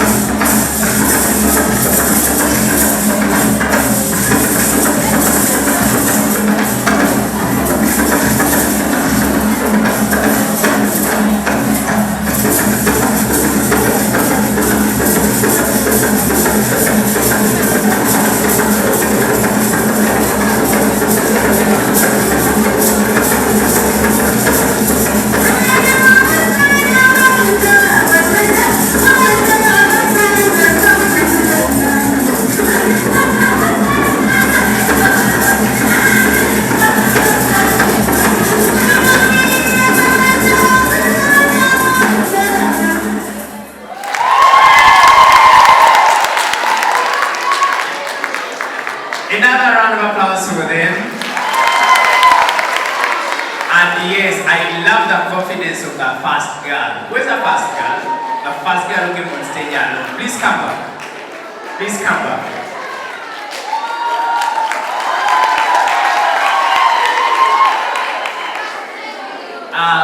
This, what we call the Batoro, they have a very beautiful dance called Unyege. I used to dance it when I was a young boy. When I saw them dance, I tried to recall back my strokes and I couldn't see them. But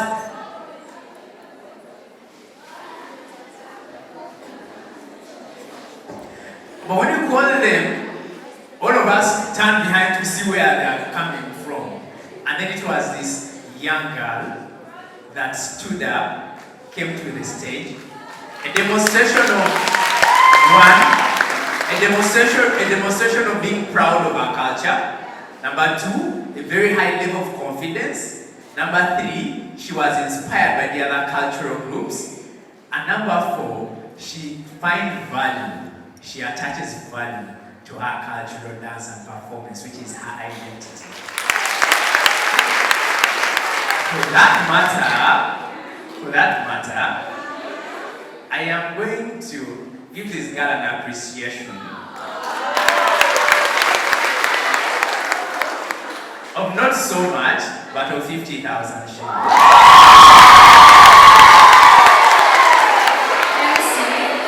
Yes. I've also been here, sweetheart. Now I've become your sweetheart, all of a sudden. Okay, let's give a very big round. Yeah. Yes, just like that. People get blessings. Can you call Bachik again and I'll be the first one?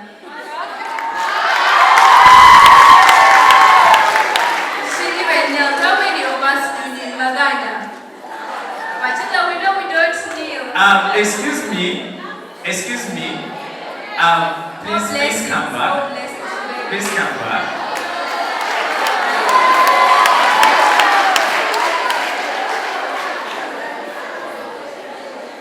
It's very rare to find a young girl like her kneeling down after being appreciated.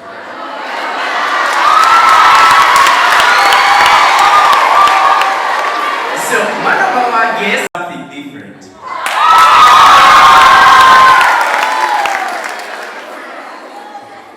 For being very disciplined, I'm going to give you the same amount he has given you.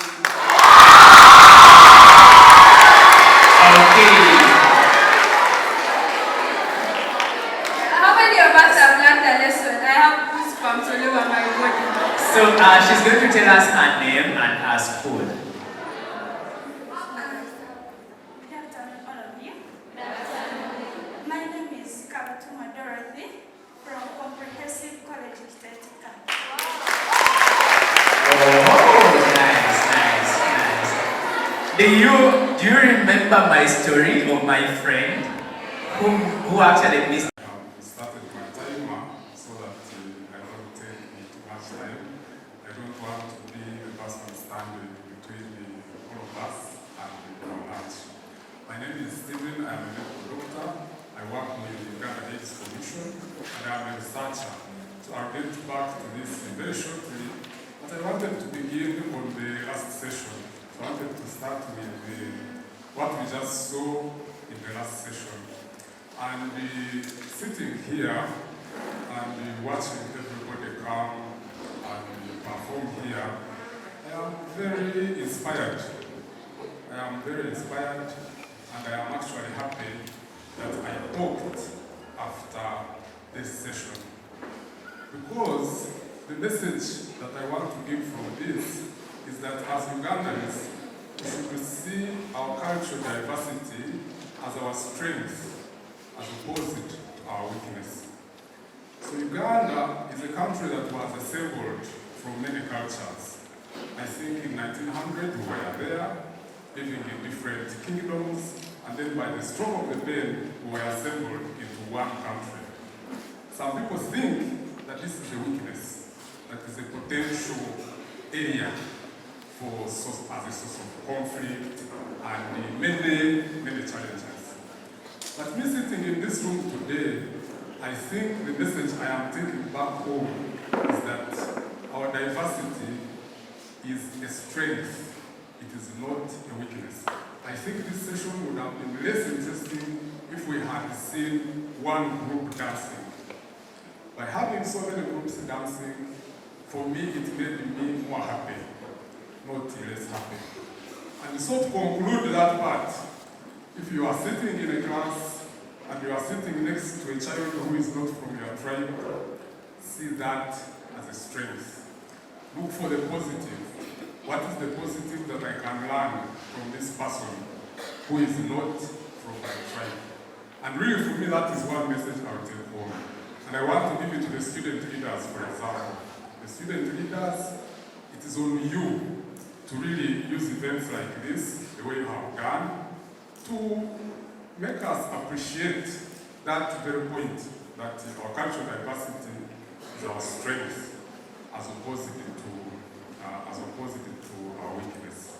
So I think I will leave that message out there, but I thank you very much for all the performances. Very interesting and very inspiring, and for me, I am inspired.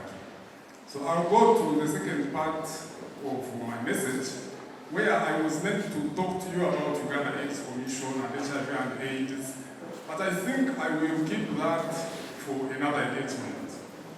I will just say that as Uganda AIDS Commission, we deal with HIV and AIDS. We are trying to improve people's health by fighting HIV and AIDS. So we have a major event in November. It is in Kololo. The dates are 14th to 16th. And it is called the National HIV and AIDS Symposium. And I'm giving that message to the leaders, so the youth leaders, the student leaders.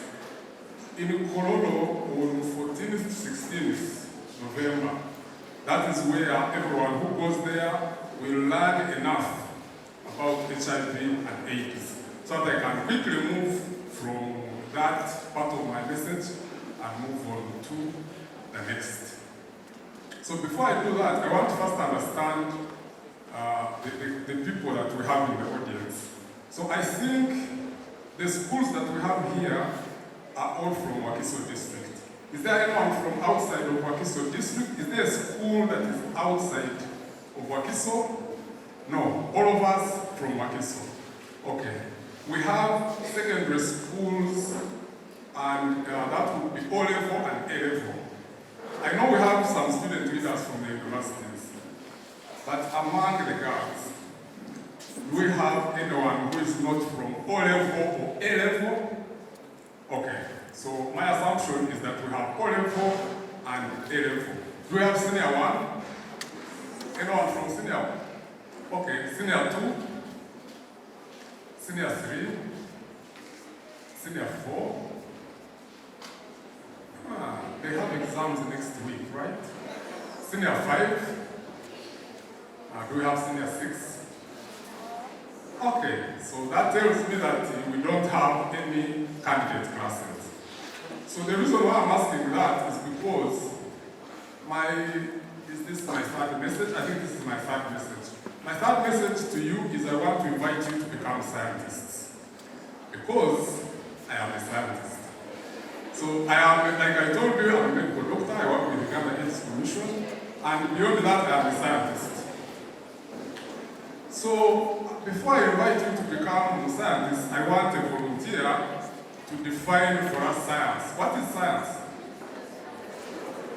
What is science? I'll give to the ear. Okay. What is your name? My name is Irene, chairperson of the Student Council from UCC. Okay. So Irene has said that science is the study of living things and non-living things. Does anyone disagree? I see some hands disagreeing, but I think the majority agree that science is the study of living things and non-living things. So that means that science is the study of everything. Would you agree with that?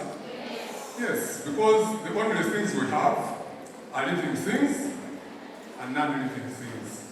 So do we have people who are studying literature? Any literature students? Yes. So you are also scientists, because science is the study of living things and non-living things. So when you study books, you are a scientist. But that is maybe where I'm going to end my message on that part. That what defines you as a scientist is what we call the scientific method. Me, I'm not a scientist because I did biology and I'm a doctor, but I call myself a scientist because in the things that I do, I try to use the scientific method. So I will tell you some of the characteristics of the scientific method. But maybe before I do that, I want to volunteer. Do we have day scholars here? Day scholars. Okay. So among the day scholars, I want someone who has a goat at home. If you have a goat at home, a goat, you have a goat? Okay, she has a goat, but she has already spoken. So if someone else has a goat at home and they're a day scholar, you are my next volunteer. Okay, so now I have a question for you. Let's say now from here you are going home. Let's say you reach there, you left your goat there. You left your goat at home. So let's say you reach there and you find it's not there. Two neighbors. One is called James, another one is called Caleb. So let me assume that those are your neighbors. So let's say you ask James, and James tells you that, you know what? Caleb has stolen your goat. Caleb stole your goat. What is your next step? I first ask him for the proof if Caleb took the goat. So, excellent answer. I think because I don't have much time, you have told me one of the elements of the scientific method, which is evidence. As scientists, we try to find evidence for things. We don't just believe what you have told us, but we find some evidence. Can someone else volunteer another answer? I'll just take one more volunteer. So for her, she'll try to ask for proof from James that Caleb stole the goat. Do you have any alternative answers? Yes. Maybe let me go that side for fairness.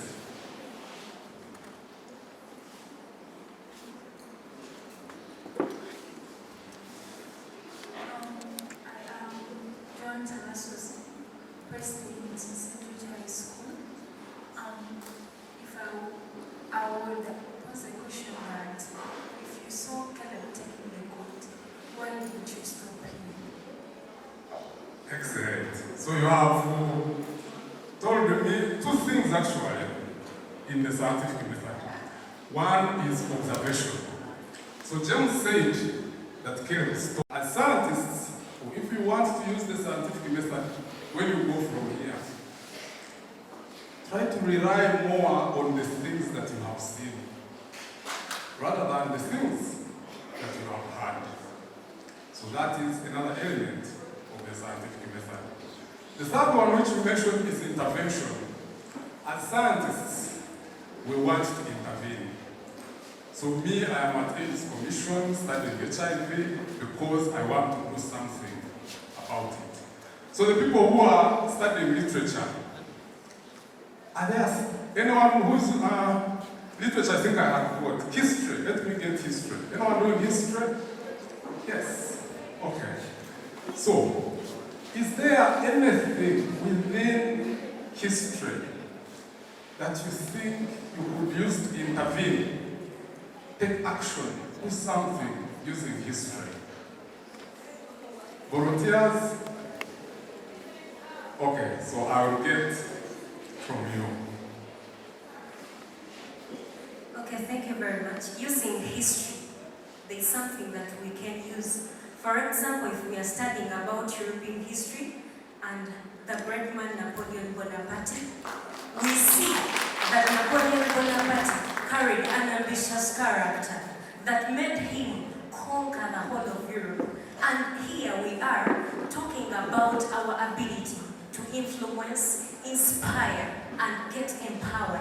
So through the ambitious character of such a man of history, we get to be inspired to also build our journey. Thank you very much. My name is Edith Leah Magola. Edith. So Edith has said it perfectly. I don't have to add. Instead, I will conclude that part. And this is how I'm going to conclude it. So we are scientists because we use the scientific method. And what are those elements of the scientific method? Number one, observation. Number two, experimentation. Experiment, test, intervene. So that is the second element. The third one, which has not come out from this discussion, is comparison. But I think it came out from your answer. In science, we compare. So if I have this, I can't just say that this is good or this works without comparing it to something else. So I wanted to inspire all of you that whatever you are studying, whether it's literature, whether it's chemistry, if you are studying chemistry and you are not using the scientific method, then the one who is studying history and using the scientific method is the scientist. Okay? So, comparison, that is the third element of the scientific method. What the scientific method deals with are things like evidence. Someone mentioned evidence. Another one mentioned bias. Bias is something like they told you that Caleb stole your boat, and that is James who told you. And I think someone asked that then when he saw him stealing the boat, what did he do? That is where bias comes in. If I am James and Caleb is my friend, and I see him stealing your boat, I will not do anything. And when he comes, when you come asking, I might even mislead you. So that is bias. So our actions as people can be guided by bias. Bias because Caleb is always a thief anyway.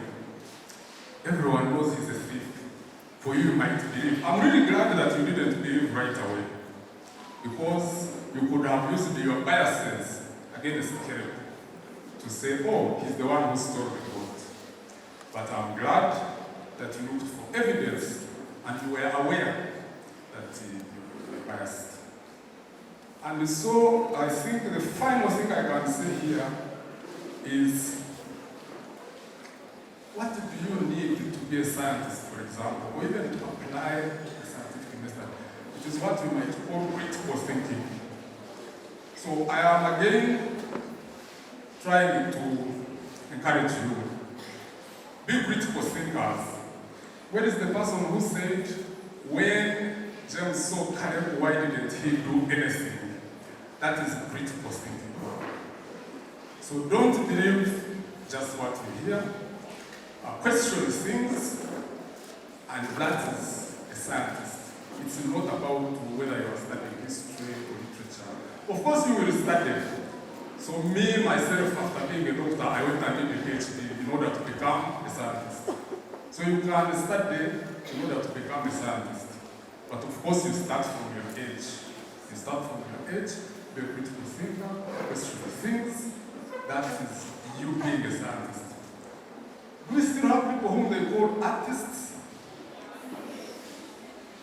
So the people doing history are still called artists? Okay, so from now on, when they call you an artist, you say, no, I am a scientist. Okay, so I'll conclude that from there and go to my final message. And my final message is on dropping out from school. Because you see, as we are all here, there's a group who I found on the stage who were giving their plans. You know, when I finished school, I want to be a doctor. There was an interesting story of I want to make money. I have been making money already. Yes, so my name is Noel Banda, I'm called Banda. Yeah, so I'm going to be performing to you guys some songs, and I'm so much blessed to be part of this event.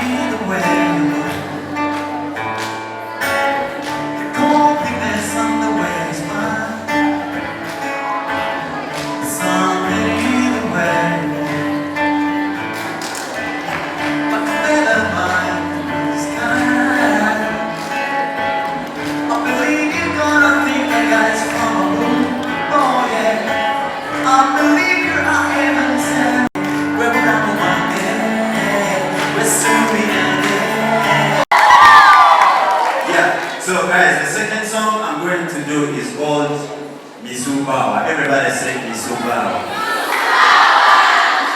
Yeah, so but the only way this song is going to really work for us very well is when we are very, very quiet.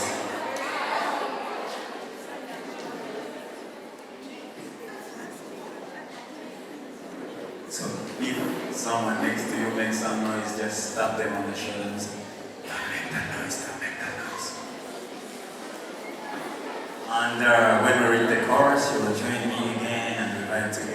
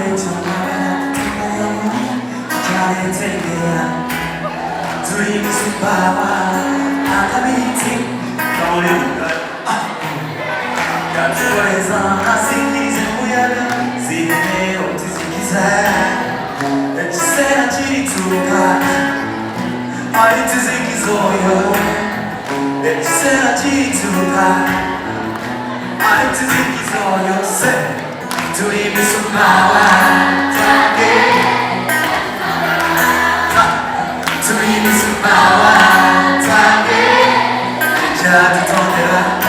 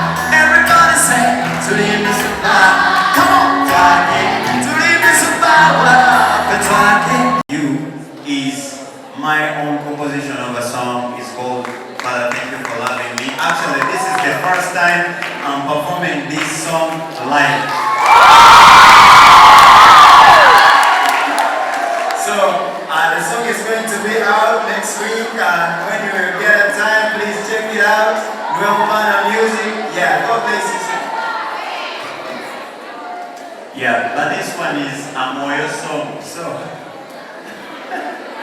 it's a gospel song, but it's good. It's a song that really appreciates God. You thanking God for all He has done for you in our lives. I believe everybody here, you have a reason to thank God.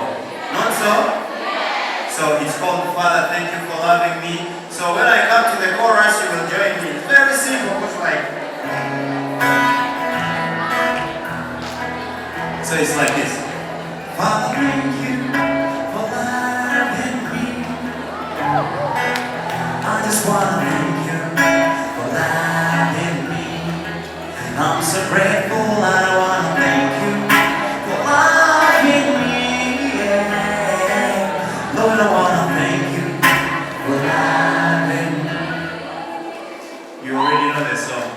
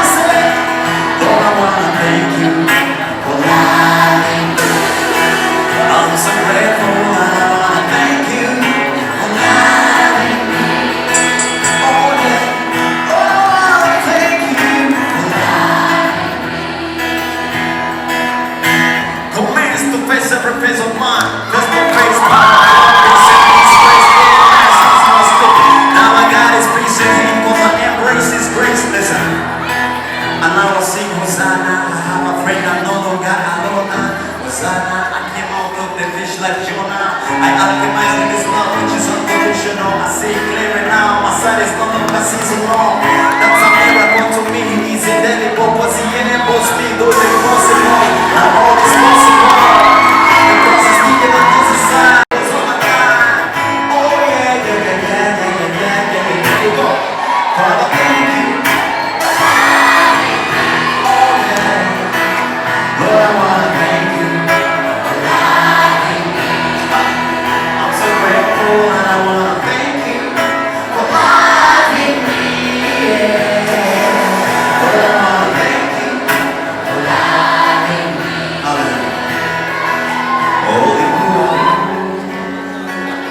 Upande wangu sitaona siku zinazokuja kuwa upande wangu sitaona siku zinazokuja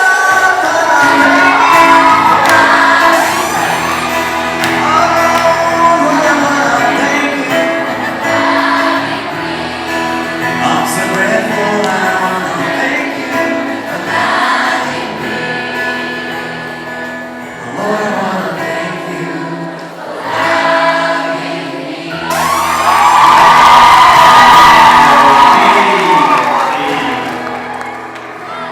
Okay.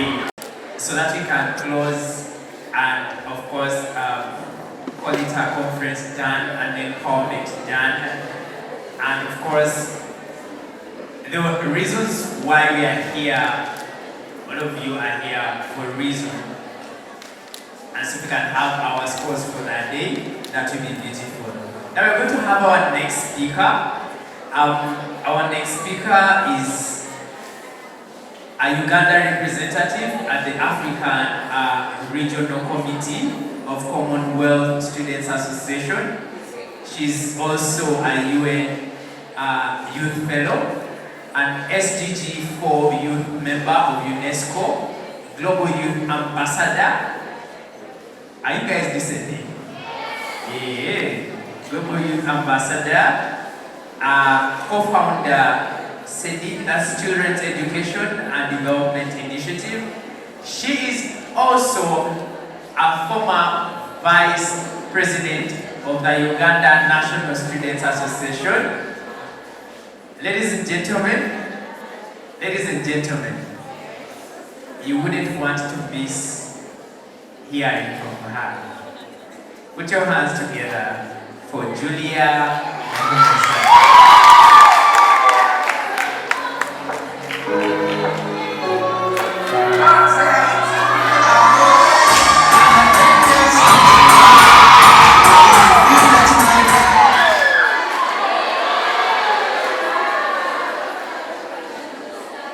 The mood in the house.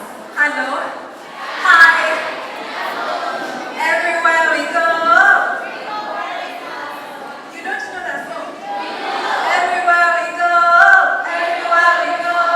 People always ask us. People always ask us who we are. Who we are. Where do we come from? Where do we come from? We always tell them. We always tell them. We are the empowered. We are the empowered. Everywhere we go. Everywhere we go. People always ask us. People always ask us who we are. Who we are. Where do we come from? Where do we come from? We always tell them. We always tell them. We are the empowered. We are the empowered. Clap for yourself. You have done so well. It is a humbling moment for me. Thank you so much, Uganda. Thank you, Unsa. My name is Julia Unsa. I know you've had a lot, yeah? You've really had a lot. And I've also learned a lot for the limited time you've seen me here. I just want to share my story with you. I just hope that my story inspires you, yeah? Because I'm not so old. I'm not so old, and years ago I was just like you. When I look at this theme, inspired, empowered, unleashed, when they told me I was going to speak, I asked myself, what exactly would I say to these people? Trust me, I didn't get what to tell you. That's why I think me standing direct in front of you. Why? Because yesterday I felt like what I needed I would tell my younger self. I remember coming from a background of bullying in primary school to a point that, you know, that extensive bullying where someone even pours urine on your bed. Yeah? That was my background. I was a very shy girl, but here I am today speaking before all of you. And no one can think I was ever shy. As a very young girl, very intimidated, bullied. I remember even my parents moved me from one school to another, and it never changed. And I remember my story changing when I joined Lagos Senior School for my secondary. I just like all of you. I had people here today share, I became your motivations as to why you are leaders. I remember telling my colleagues and I'm like, wow, me, I joined leadership because I didn't want to make line during lunchtime. And I also wanted to eat the free bread during break time. Those were my reasons. But I think the biggest reason for me was I didn't want to be bullied. I felt like being a leader was a safe space for me because I was going to be the boss in the class, or the boss. Because I have a different uniform, then that's all that it meant to me. And I know some of you could be leaders here today, but none has changed, right? You put on the prefect's uniform or counselor's uniform, but you as a person are not sure where you want to go, or your self-esteem has not improved, your confidence has not improved, and everything. I was definitely an average student. I was just like all of you, very comfortable with life. Do I go to school? Now I've been voted as student leader. I don't make line during lunchtime. I'm the boss of the class. Excuse me, keep quiet. I write those makers.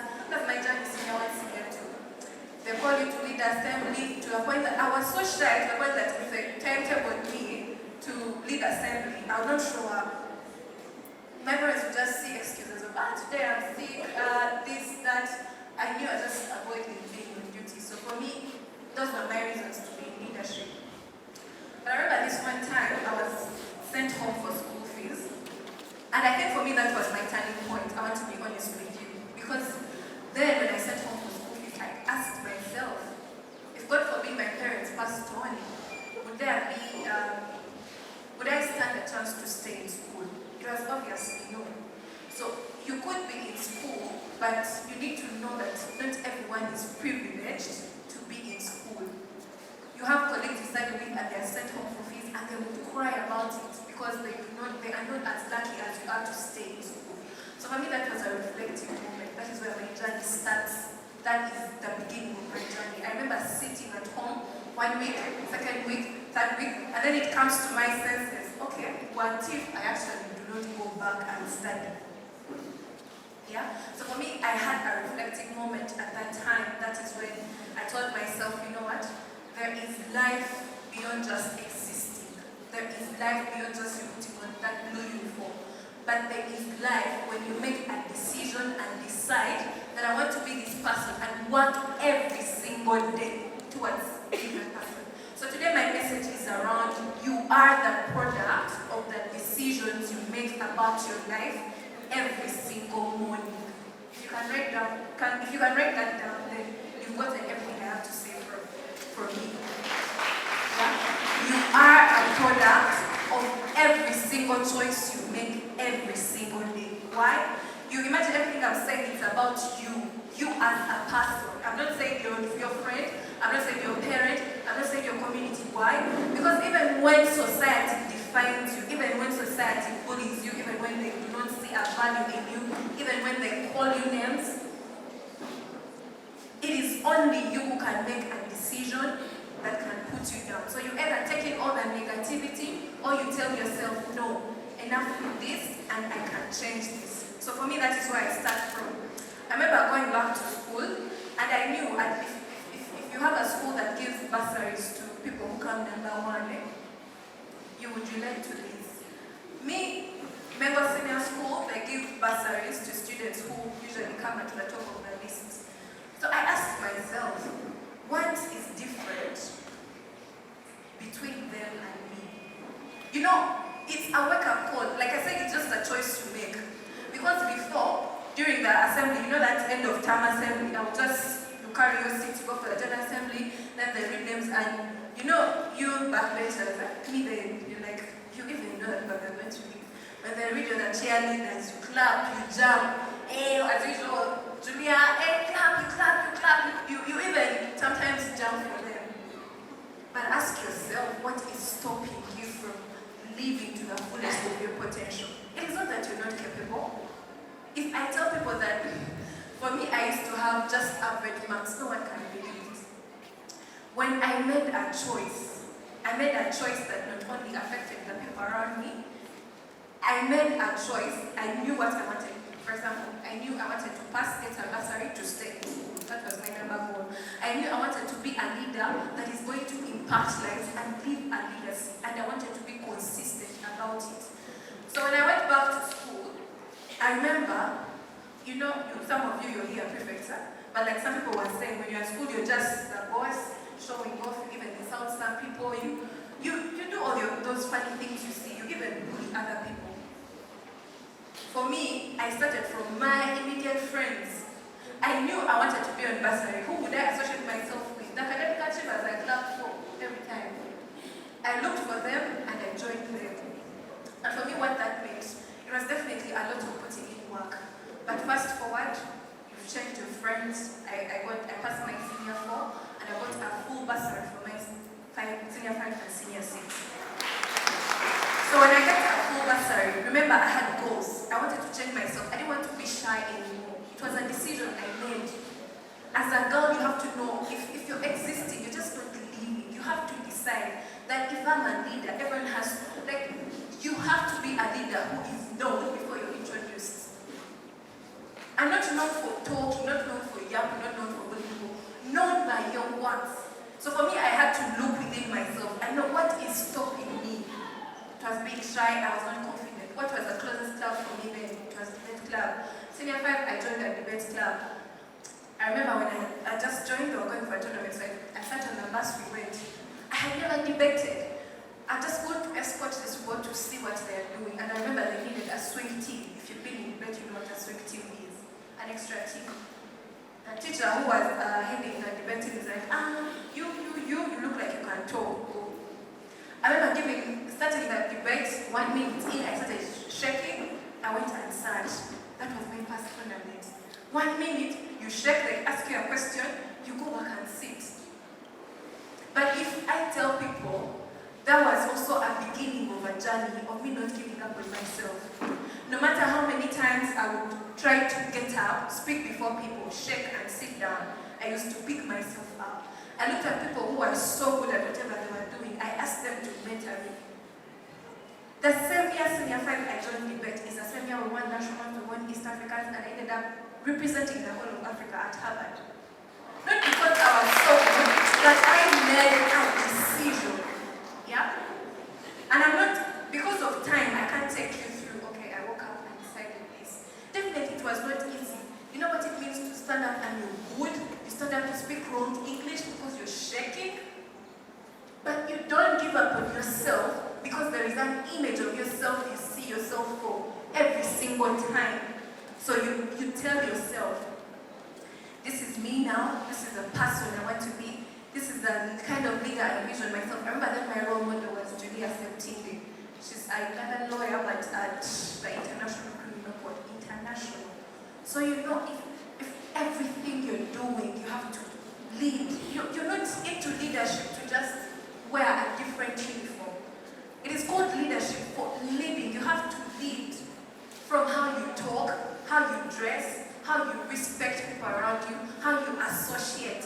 That is leadership. You want to be a leader who inspires lives of others. God does not give you leadership for you to brag about it.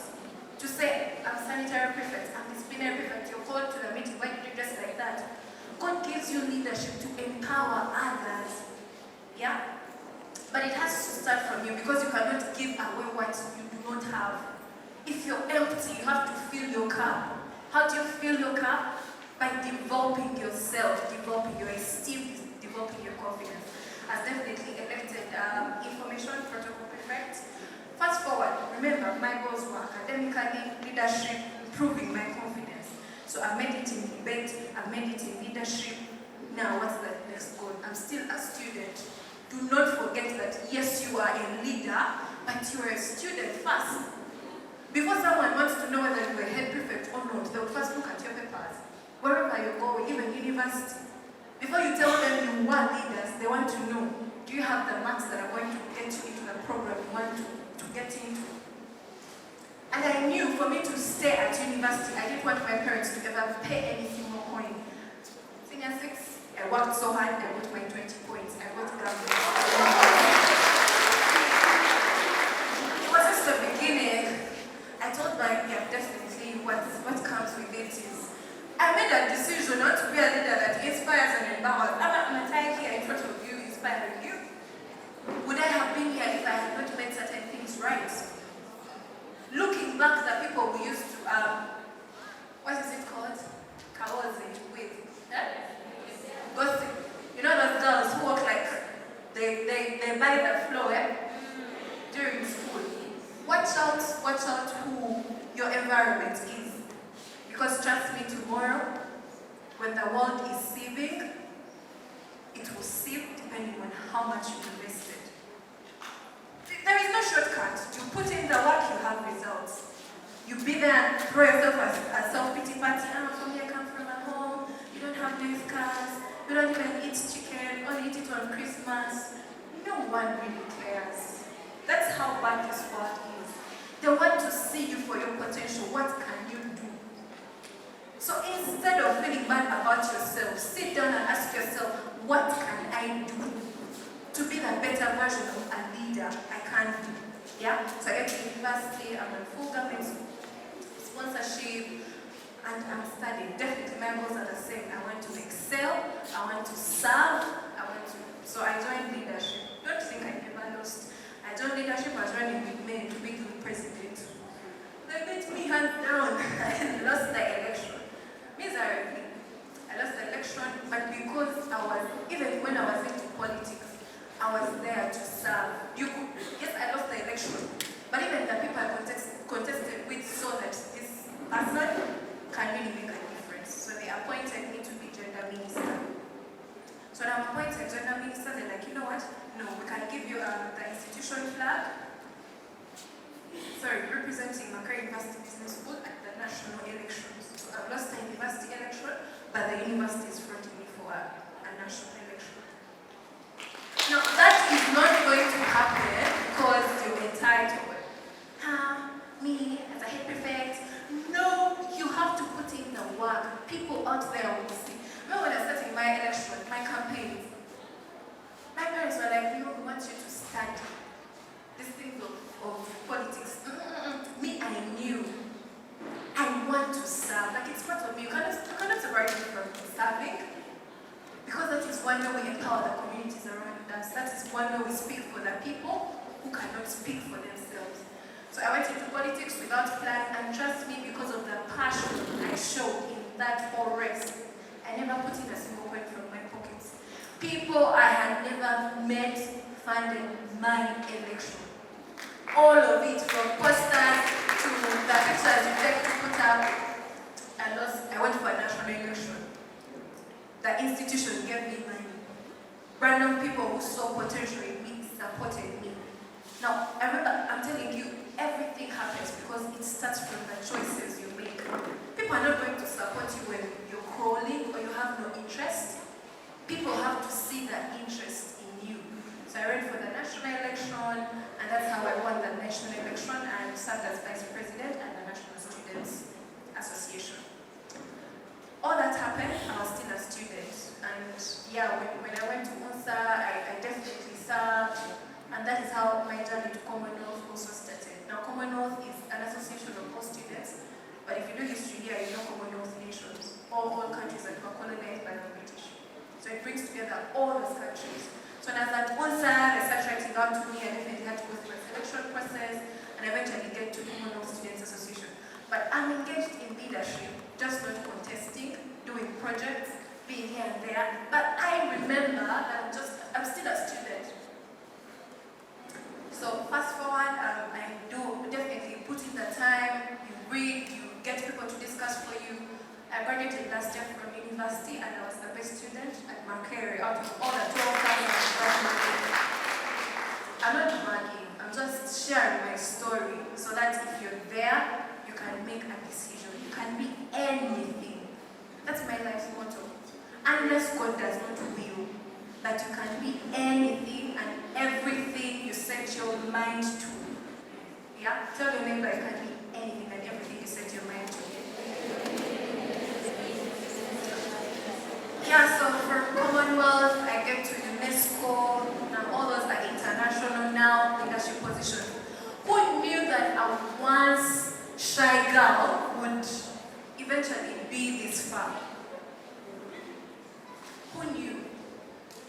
Even me, my younger self, every time I wake up, I tell myself, if I never woke up, if I never got up, if I never decided then that this is the person I want to be, and woke up every single day to work towards that person, I would never be here. So today you've been told very many things, but I just want to let you know that it all starts with you. We can tell you all these beautiful things, we can tell you how you can take advantage of opportunities, but if you do not decide as a person, none of this matters. You just came to have fun and dance, you're laying with us, and look at how speakers dress, and go back. Who knew that I once a child who was sent home for school fees would now be taking care of the rest for paying their school fees? Who knew? But every time I looked at myself, I told myself, if I should give up, I should do it when I've held someone else's hand. Meaning, if you do not have a purpose to exist, find one. Because as long as you are empowered, you go back and hold someone else's hand. That is what I do also. Right now, as little as I am, as small as I am, I lecture at university. Please clap for me. But that's just good. I still serve. I also started my own foundation at the it's called Children's Education and Development Initiative. We help children in rural areas to access education in their school fees. And this is something I would never have done, imagine. These children would never have been assisted by our help if my younger version of self never got up. Tell your neighbor, get up. We've been inspired, we've been taught all the things, but as I'm concluding, I want to let you know that you, tell your neighbor, you're one who, as long as you accept that, okay, I'm down, just even if you really will fail. Tell yourself every single time that I can do it. Set clear goals, tell yourself I'm a leader. I'm just not stopping here at school level. When I get out of university, I want to do this course. I want to be in this office. I want to be this person. You are surprised as Senior 2 reached out to me asking for my contact. First, by the time we started, Senior 2, we didn't have funds. But you have funds, which is an added advantage. Use it to connect with people that build you. Julia Nesiba Kubatu. I'm saying this because I knew someone has to hold my hand to get me out of wherever I was. Not just because I've told you academics, you just don't want to talk to those guys who beat you. Someone gets a 90, you pull your mouth to this side, even in jail. For what is stopping you from reading? Instead of befriending this person to help you become better, you're there creating stupid beefs.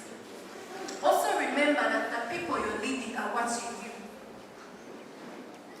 God forbid you leave university, you leave your school and 5 years down the road, find you vending water, tomatoes on the street. God forbid. You are a leader for a purpose. Tell yourself you're a leader because you have a purpose, you have lives to impact, and it's all going to begin with you.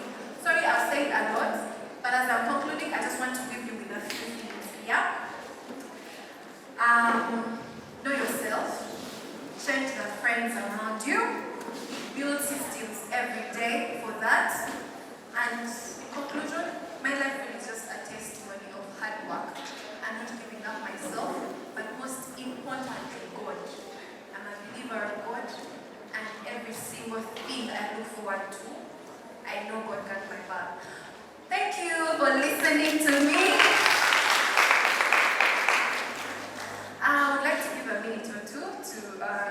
a friend of mine. She's currently the United Nations Youth Delegate of Uganda. She represented us at the United Nations General Assembly. So I moved with her because I know she can say a word or two to you. I know some of you dream to go to the United Nations, right? So just, I don't know if it's okay, just for two, just tell me something. Thank you so much.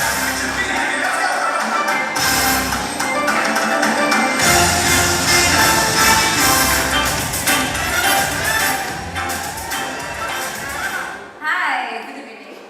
I'm going to speak in exactly 2 minutes because I know we're all tired, it's a weekend. So my name is Nadia Islam Tidoldi, and I think today already introduced me. But what I want to tell you is, listen to me, please. Anyways, what I wanted to tell you is, my story starts from the moment I decided to bet on myself. I decided that I deserve better, and I realized that there's so many opportunities out there, and I took a chance on myself and applied. So that's where my story begins from. I don't have a very interesting high school story. I was a normal student, just passing through school. Like the average student here. Maybe you can be a president of a club here and there. But when I reached university, that's where life became so real for me. One, the friends I made. I can testify that most of the opportunities that I've got right now are from the friends you make.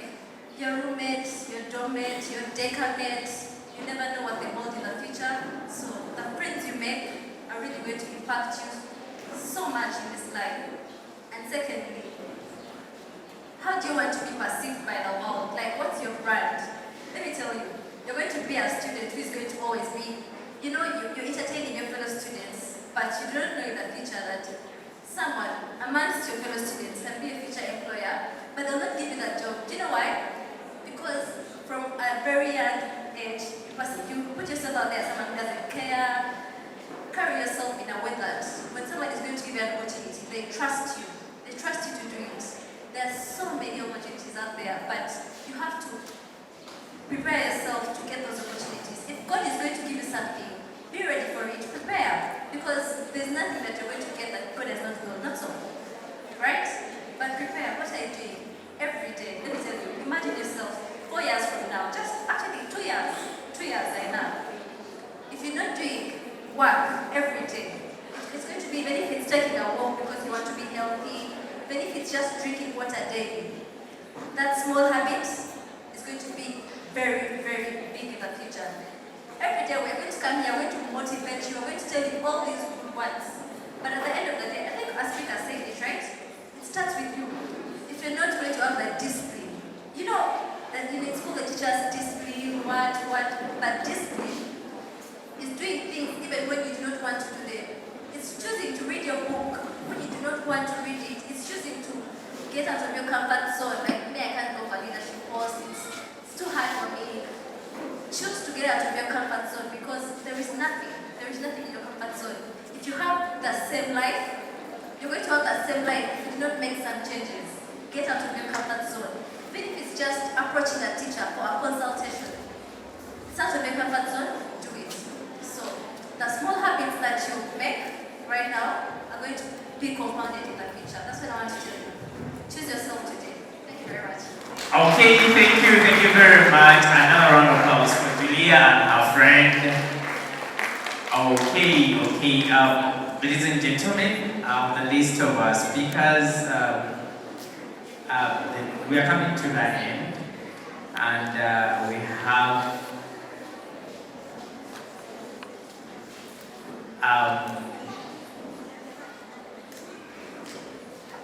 and the speaker everyone has been waiting for. It is very nice that you listen to her. This speaker, of course, like many of you say, she has a very wide smile, a very big heart. She loves children, she loves girls. She's Secretary for Female Affairs at the Uganda National Students Association. And she's currently pursuing a Bachelor of Laws at Islamic University in Uganda. She coordinates the Salama mentoring program, a member of the African Youth Leadership Forum, founder of Robust, a social enterprise addressing food insecurity, National Secretary for Women Affairs in Unsa 2023, SUSI Fellow 2023 with the Women Global Leaders Commission, beneficiary of the Cornerstone Leadership Academy Scholarship. Ladies and gentlemen, let's put our hands together for Jenna. I thought that we shall really pray attention. All right. As Jenna comes, I am asking the students, please the girls, for now, let's stop moving in and out. For now, because I have an announcement that we're going to be making as we will be closing. For now, please settle and listen. Thank you. Hello. Hello. Yeah, so my name is Jenna. And currently I'm a student of law. So when they were saying students, I also had to stand up. Because like I was a student. You know, I am the most brief speaker that you have heard, that you're going to hear from today. However, since I'm the last speaker, so I'll do the last activity. Maybe let us all stand up. It's just going to take like 40 seconds. All of us up. Now turn to your neighbor on the left. This is the right. The left. Turn to your neighbor. No, all of you face the left. This side. Like all of us. Hello? Hello? Let us all face this side. Now settling down. Thank you for coming. I will adopt the protocol as it has been earlier stated by the former speakers and the MCs. Ladies and gentlemen, I'm going to be the most brief speaker like I said. Can we have order in the house? You see me, I'm a national students leader. So I cannot speak when you're moving up and down and you're a student. So we shall create order in the house. Then I will speak for the next 4 minutes. Good evening, ladies and gentlemen. My name is Jenna, like they have earlier introduced me. I'll just add on Julia's speech. You know, it's very hard to speak after Julia. Like, it's always hard. Now I have nothing to say. Because like I feel like everything I wanted to say, she said it. However, among all other things that you're taking home, the only thing I could say is keep relationships. Yupa here saying, this one has connections, they are there because of connections. What is stopping you from getting those connections? You know there are many opportunities out there. And no one is going to tell you if they don't know you. You'll be there and then you'll be like, oh, God is going to bless me from here. Even if I get an opportunity right now, the first person I'll recommend is the person nearest to my thoughts. You know? So sometimes you meet people and you just go away. Also now, for example, people are getting Julia's number. After here, they will text her once and tell her, Julia, I also want to become like you. And that's all. Like, that's all. You know? Then after like 3 years, but Julia, I told you I wanted to become like you. Now what do you want her to do? You know? So I think there is, we as students have a gap that we are not closing of keeping relationships. You're in school there, someone's talking about appetite. You don't want to give call for your appetite. After that, you want to call them. Now recommend me. We shall not recommend you if you don't help us. And secondly, we are seeing many people dropping out of school like they have said. We are not going to look for you, we shall just cut you off. We are going to cut you off. We don't have time to start camp. We shall come and put you eventually after. And that's after, like a lot of thinking. But as of now, we shall cut you off. We shall have to go. In Uganda, they say, I go with the ones who are going. You don't need to, we are not going to come and first pick you up and then we also start running our success, you know. You see, Julia, after her reaching there, it's when she came back to help us here. You know? So we are not going to carry you on our backs. So ladies, be inspired, be empowered. I think people have been inspired enough today. I cannot pump you more. So I will say, Jenna, Chiuba, thank you so much for coming. The patrons, thank you so much for bringing your students, always not giving up on us. We understand we don't give time sometimes, but then you will always come back. So we always pray that we shall adjust accordingly every time. We shall always promise that we shall adjust, even if we don't adjust, but thank you for not giving up on us. Students, thank you so much for being patient with us and understanding. I hope we have understood. I hope people have been inspired.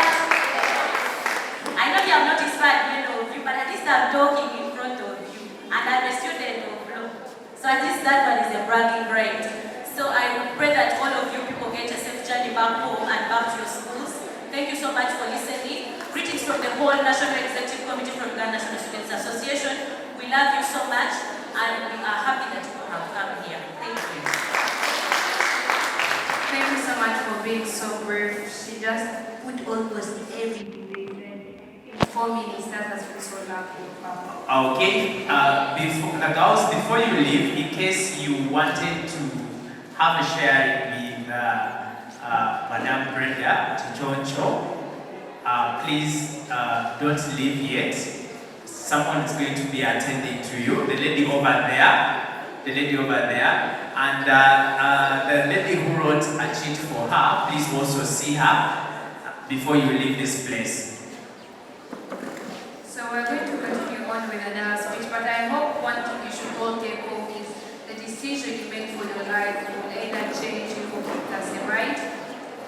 So backbenchers, let's push in front. I'm seeing so much space, I do not know why we're keeping scattered. And so we're going to have our last speaker for today's event. She's from Fortress. She's called Josephine Subuga. Let's put our hands together for me. Okay, girls, could you please settle? Those ones who are up, just stay there. Just stay there. And those ones who are standing, please sit down. Please sit down.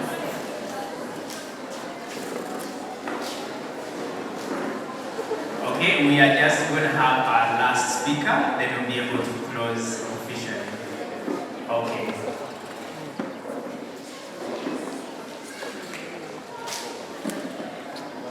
Hello everyone. I think I'm going to give my speech for next year, for the second edition. But my name is Josephine Subuga. I am the only sister to Mega. Remember Mega? And thank you so much, Unsa, for all the work that you've done to empower women and girls. That is my passion. I work with the Fortress. I'm the founder of the Fortress. It is an NGO right here in Wakiso. And we work with girls and women, equipping them to be great leaders, to be great mothers. We groom them and help them out of their challenges. Challenges like teenage pregnancy, challenges like gender-based violence, challenges like dropping out of school, challenges like abuse. My background, I have a medical background and I am a counselor by profession. So, yeah, I'm very privileged to be here. I'll give my speech for next year.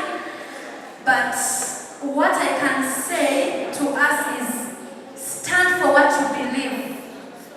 Stand for what you believe no matter what anyone else does. We are in a world which is like a roller coaster. Everyone wants to go where everyone is going.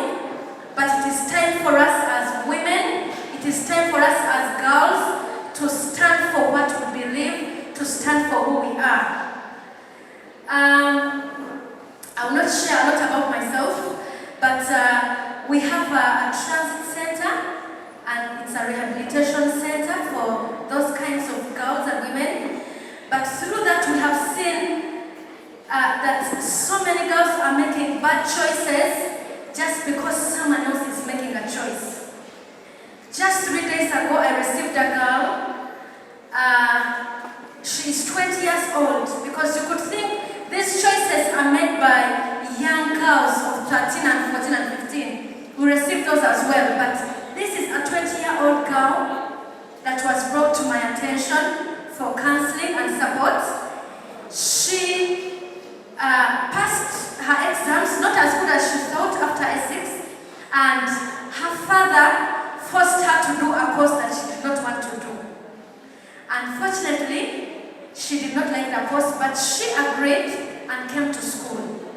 She's from a prominent family, so I think she was trying to please her father and mother at her own peril. So, to cut the long story short, when the dad drove and went back home, this girl stayed at school for another 1 week, 2 weeks, 3 weeks, and she really did like the course as much as she tried. She wanted medicine, to be a doctor. She had been given a course in Gulu to be a pharmacist, and that's what she really wanted after the other option had failed, but the father brought her for another course, which she really didn't want.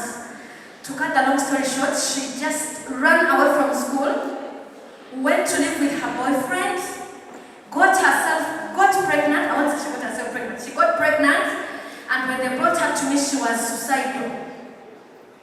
What am I trying to say?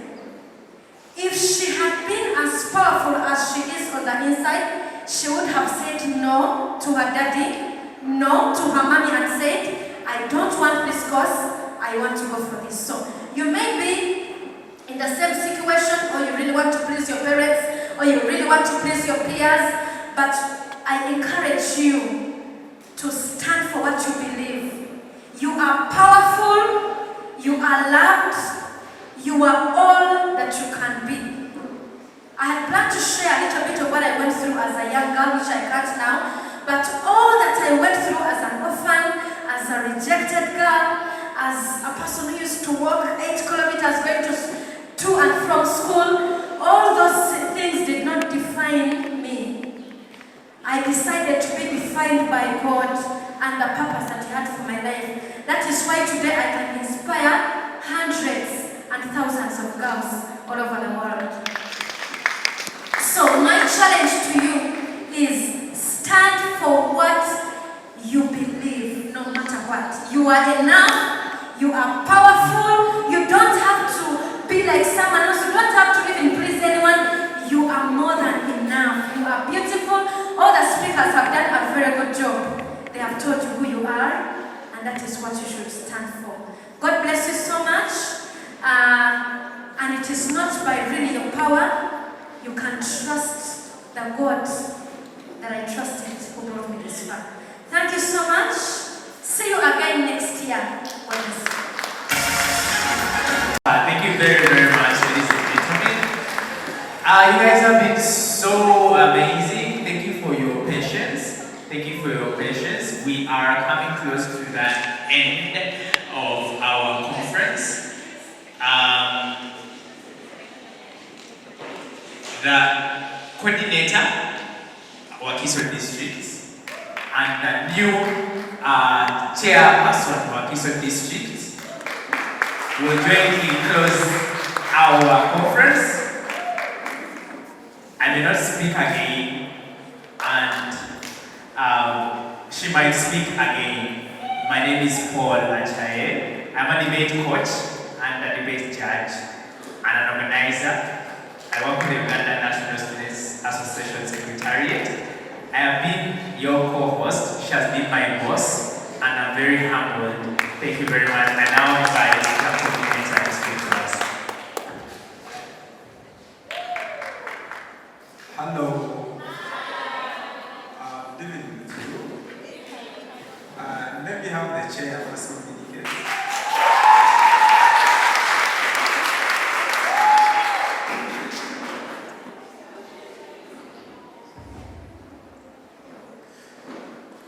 Protocol observed. A very good evening to all. My name is Sharif, and I'm from Standard High School, Zana. And I actually happen to be the newly elected chairperson for Unsa Wakiso district. Much has been said by the speakers. They really need to be thanked. I hand for them, please. For the patrons, thanks for your time. Thanks for bringing our girls for this important conference. I won't speak a lot because much has been said and I can't actually exploit it all.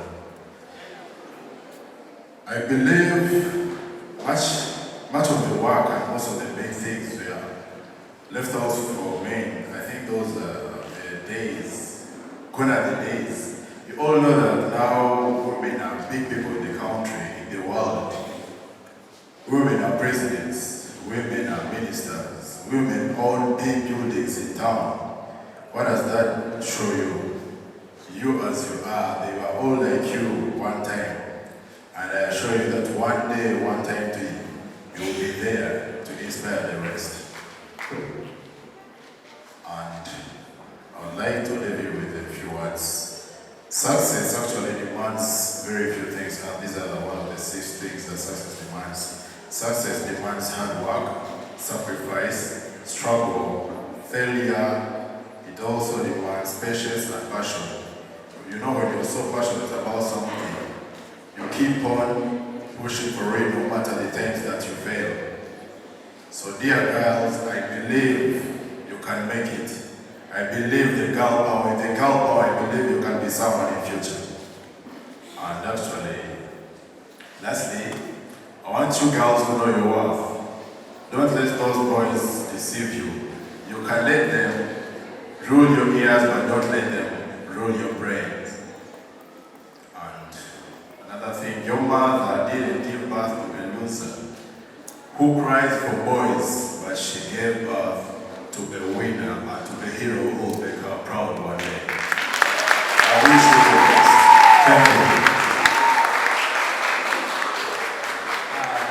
Thank you so much, Chair. In my time, we have a lady from Soroti. Please come and meet people. Akashimana, please come. 1 minute. Say hi. For purposes of time, I want to just introduce myself. My name is Afashimana Asimwe. I come from Kisoro district. I however work with SOAWay in charge of programs, but I've also been around with the Unsa, especially on the 31st, where I was with the Vice President, Julian Unsa, and I think for now I want to just say thank you. Hi everyone. My name is Sarah Achemo. I want to say that it's a privilege and an absolute honor to join the ladies, the wonderful ladies of Wakiso on this auspicious day.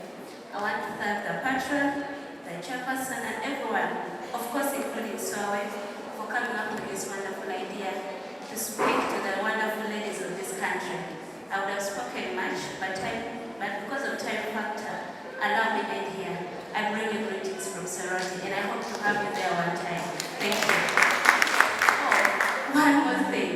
I'm a student's representative to National Council for Higher Education. Thank you very much. Hello. Good evening, everyone. My name is Liberate, and it's an honor to be here. Thank you very much for the invitation. If it wasn't your last moment, maybe I would have been one of the speakers. The fact that I have a master's degree in gender studies, and currently she's my senior at IUIU. We are both doing law. I have 4 degrees, 2 from Makerere. My first degree was in social sciences. I was the then Prime Minister of Makerere University in my year 1. I did my master's in Makerere University. I did another degree in IT. Then now I'm doing law. So you can all be inspired. You can be great.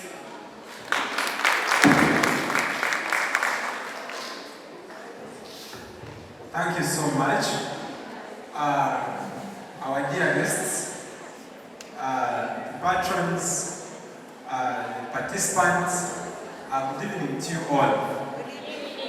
I thank God first of all for today, and I'm happy that this day has become a success. In a special way, I would like to thank our partners, so our Uganda, let's clap for them.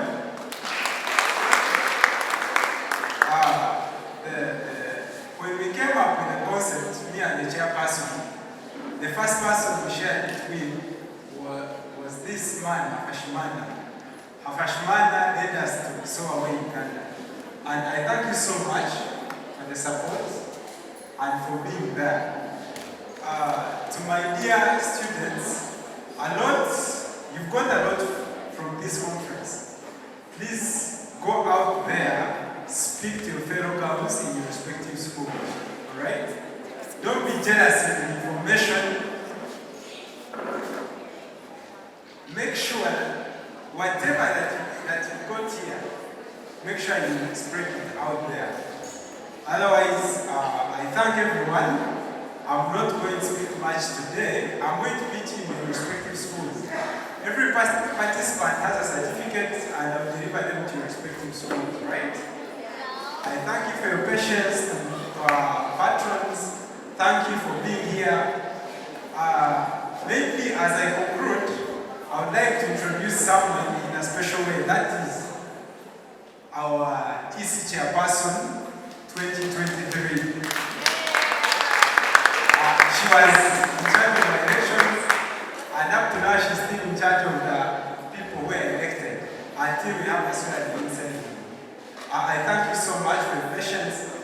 Otherwise, I wish you journey mercies as you go back home. The guests, thank you so much for turning up, Julia and the rest. I'm so humbled and grateful. I wish you all the best. We shall keep interacting with our other conferences and trainings. Today we had guests. I wish you well. Thank you so much. May God bless you.